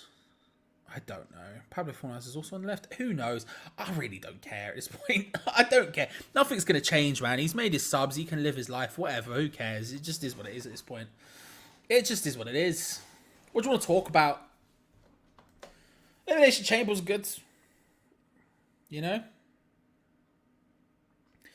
Like I say, I only really deeped the main event, but there was some... I had it on in the background. There were some mad moments in those chamber matches. Montez off the roof. The sunset flip off the pod. Some crazy moments in that match, man. In both those matches. Main event was great. Disagreed with a couple of little bits and pieces of it, but in general, main event was great.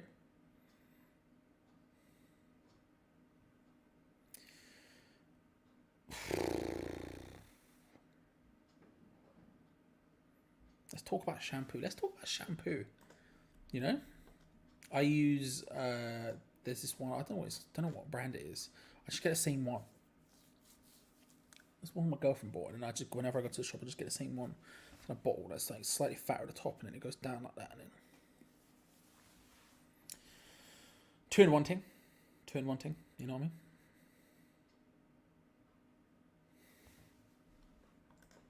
Good to see you, Glenn, by the way. I hope you well. I hope you well. Yeah, I imagine this result isn't ideal for you either. Just from a vibe standpoint, obviously they're completely irrelevant for your season, to be fair, but from a vibe standpoint, hope you're well though. But it was good, It's good. I just remembered Danny Ings came on.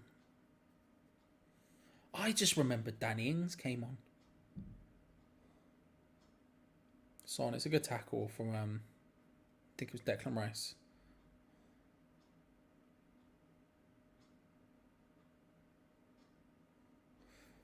Has Danny Ings touched the ball? I don't need a replay of the Son goal.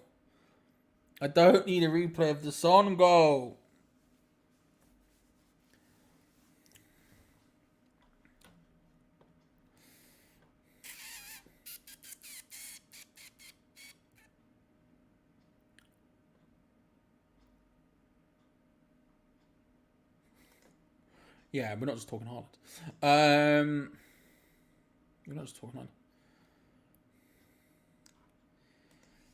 I wouldn't say it's important, but I would say, especially if you have longer hair, it's a wonderful thing. You know? Would I say it's important? No. I think you don't have to. I think you get away with it. But, like, especially when I have longer hair and you use it, your hair feels so good after, you know what I mean? It just feels silky. It just feels nice.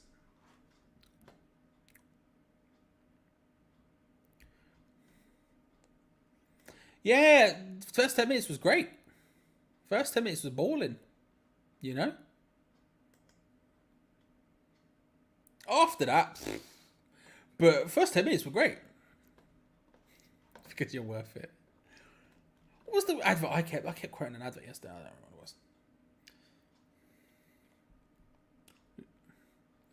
They're going to make a couple more subs, Spurs. With Sarr and Lucas coming on.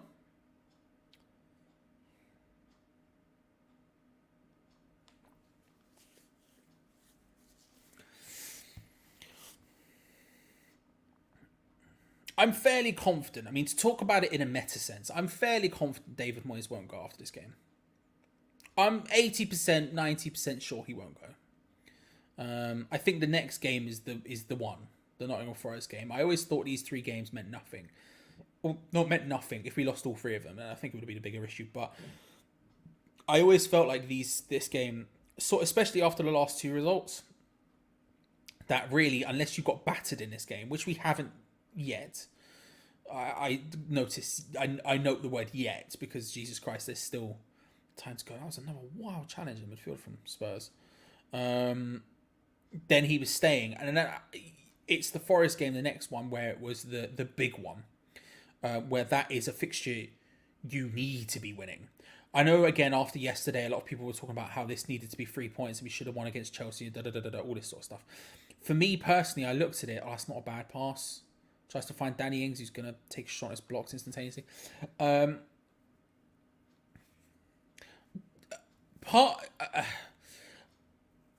It was always like whether or not this was a must-win game. For me, it never was. A draw would have done enough. It was more about the performance, and then the next game is the must-win one.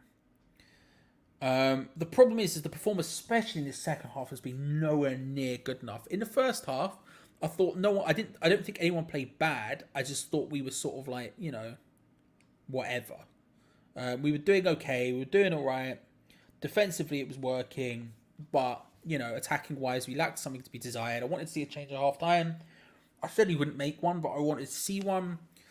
But it was what it was. This second half, though, it's been bad. It's been actively bad. And I don't think there's any chance of... I don't think he's going to leave tonight. I don't think that is the case. I think the Nottingham Forest game is the must-win one. The problem is when you're in my position and I've been talking so much about how performances are the important thing for me, you can't, you can't really do anything else. It's like, as long as the performances start coming, poor pass, as long as performances start coming and eventually the points will start coming. You're not getting any points for the rest of the season if the performances are like this. You're just not. So, he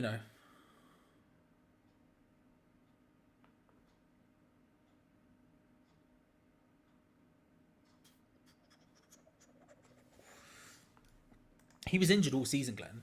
He was injured all season. He got injured in pre-season. and then played the entire first half of the season through injury, then got injured, and then once we had enough people back and he picked up his injury, then he went off to have an operation or whatever.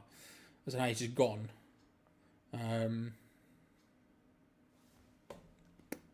You know?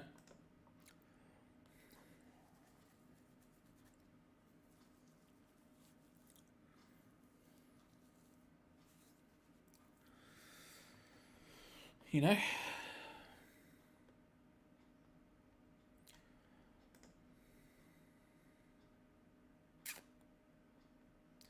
Part of the thing is, Natello, is like there were definite signs in this squad that specific things needed doing that were gonna come back and haunt us.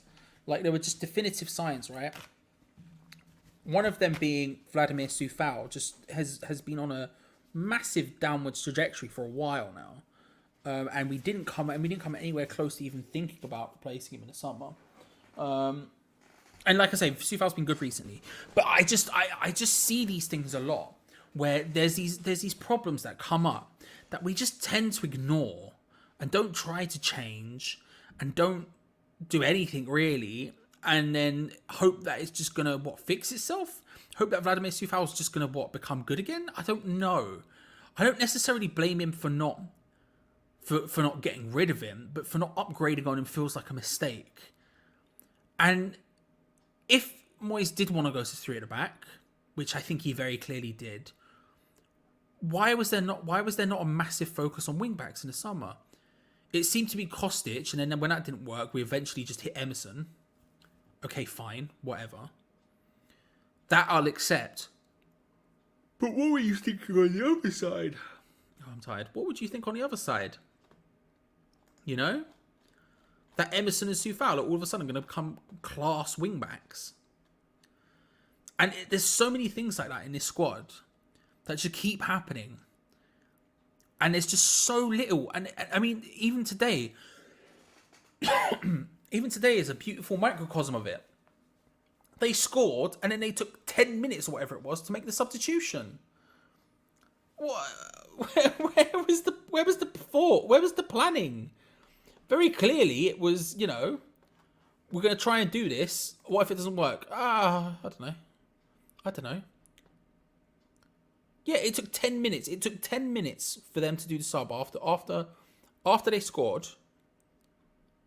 It took longer than that. They scored on the 56th minute, and we did our sub on the 72nd. Bowen's injured now. And they scored on the 72nd, so it took even longer than that. It took 16 minutes. 16 minutes. I'm not, to be clear, I'm not saying the wing backs are the issue. I'm saying when it's so clear that there is a problem at wing back and you want to play wing back, why the hell didn't you buy wing backs? That's what I'm saying. And I'm using that as an explanation for a lot more. I'm not just saying, we'd win this game or we wouldn't be in this position. We have better wing backs. We'd be better than we are. But I'm not saying we wouldn't be in this position. What I'm saying is that there is a pattern here of David Moyes having these problems. There's a pattern here of problems arising and it being quite obvious for a while that they're arising and there being no vibe change whatsoever. This exact same, go. There's no actual thinking ahead. There's no planning ahead. All there is just sort of last second nonsense. And it makes no sense to me at all that we should be doing that. And again, that's the wing-back situation example of that. The goal was a situation that they scored and it took us 16 minutes to make a sub. It was very, very, very clear. There's going to be some yellow cards coming here. Declan Rice and Højbjerg were basically having a fight. There's going to be some yellow cards. It was incredibly clear in the second half started that it wasn't happening. And then they scored. Okay, fine. We're screwed now, but you need to have made a change earlier than this. You can't be doing that. You just can't be doing that. 16 minutes already score in a system that was not working beforehand, attacking wise. You're never getting a goal out of that. In the first half was evidence enough. Second half was evidence enough that you weren't getting a goal out of that. Why did it take you 16 minutes? That's a third of the half. For context. I don't understand, man. I don't understand. It's so dumb. 30 seconds left. I just want this game to be over.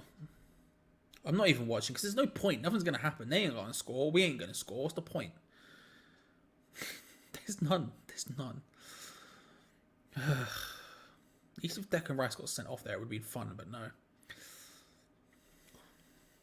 Anyway, remember to stick around because Geo Gonzo will be doing their live review. I suspect it will be a fun review to watch, especially if you're a neutral. Thank you everyone who liked the video, by the way. We went absolutely flying with that. We smashed 300 ages ago. I didn't mention it, but I appreciate you all. And thank you all for coming as well. It's massively kind of you to turn up. Can't be asked. Oh, look, Declan Rice putting a challenge. It's funny he does that now, isn't it? Listen, I'm not saying no conditioner. I'm saying you can get away without conditioner. But what I'm saying, I would, again, like I'm saying, it's a beautiful thing that your hair feels great after conditioner. You know what I mean? Game's done. Don't care. You know what I mean? You know what I mean? That's what I'm saying. I'm not saying don't put it in. I'm saying you can get away with not putting it in, but highly recommended in my opinion. Anyway, game's over. Bullshit. Val, thank you very much. And Dave, thank you very much for the 4-time thumbs. Ladies and gentlemen, I'll leave you in the capable hands of Geo Gonzo. They're going to be live in a minute. I'm going to go and do literally anything else with my time. As opposed to watching more of that. Because my God, can I not be asked? It'll be on a podcast soon. It'll be great. Enjoy the rest of your day, everyone. I hope you can. Geo Gonzo will be live in just a minute. Make sure to stick around for then. Until then, I didn't mean to click on that. My mouse fell. But fair, Josh, fair. I will see you all next time. Come on, your irons, and I'll see you next time. Bye, everyone. Bye, bye, bye, bye, bye, bye.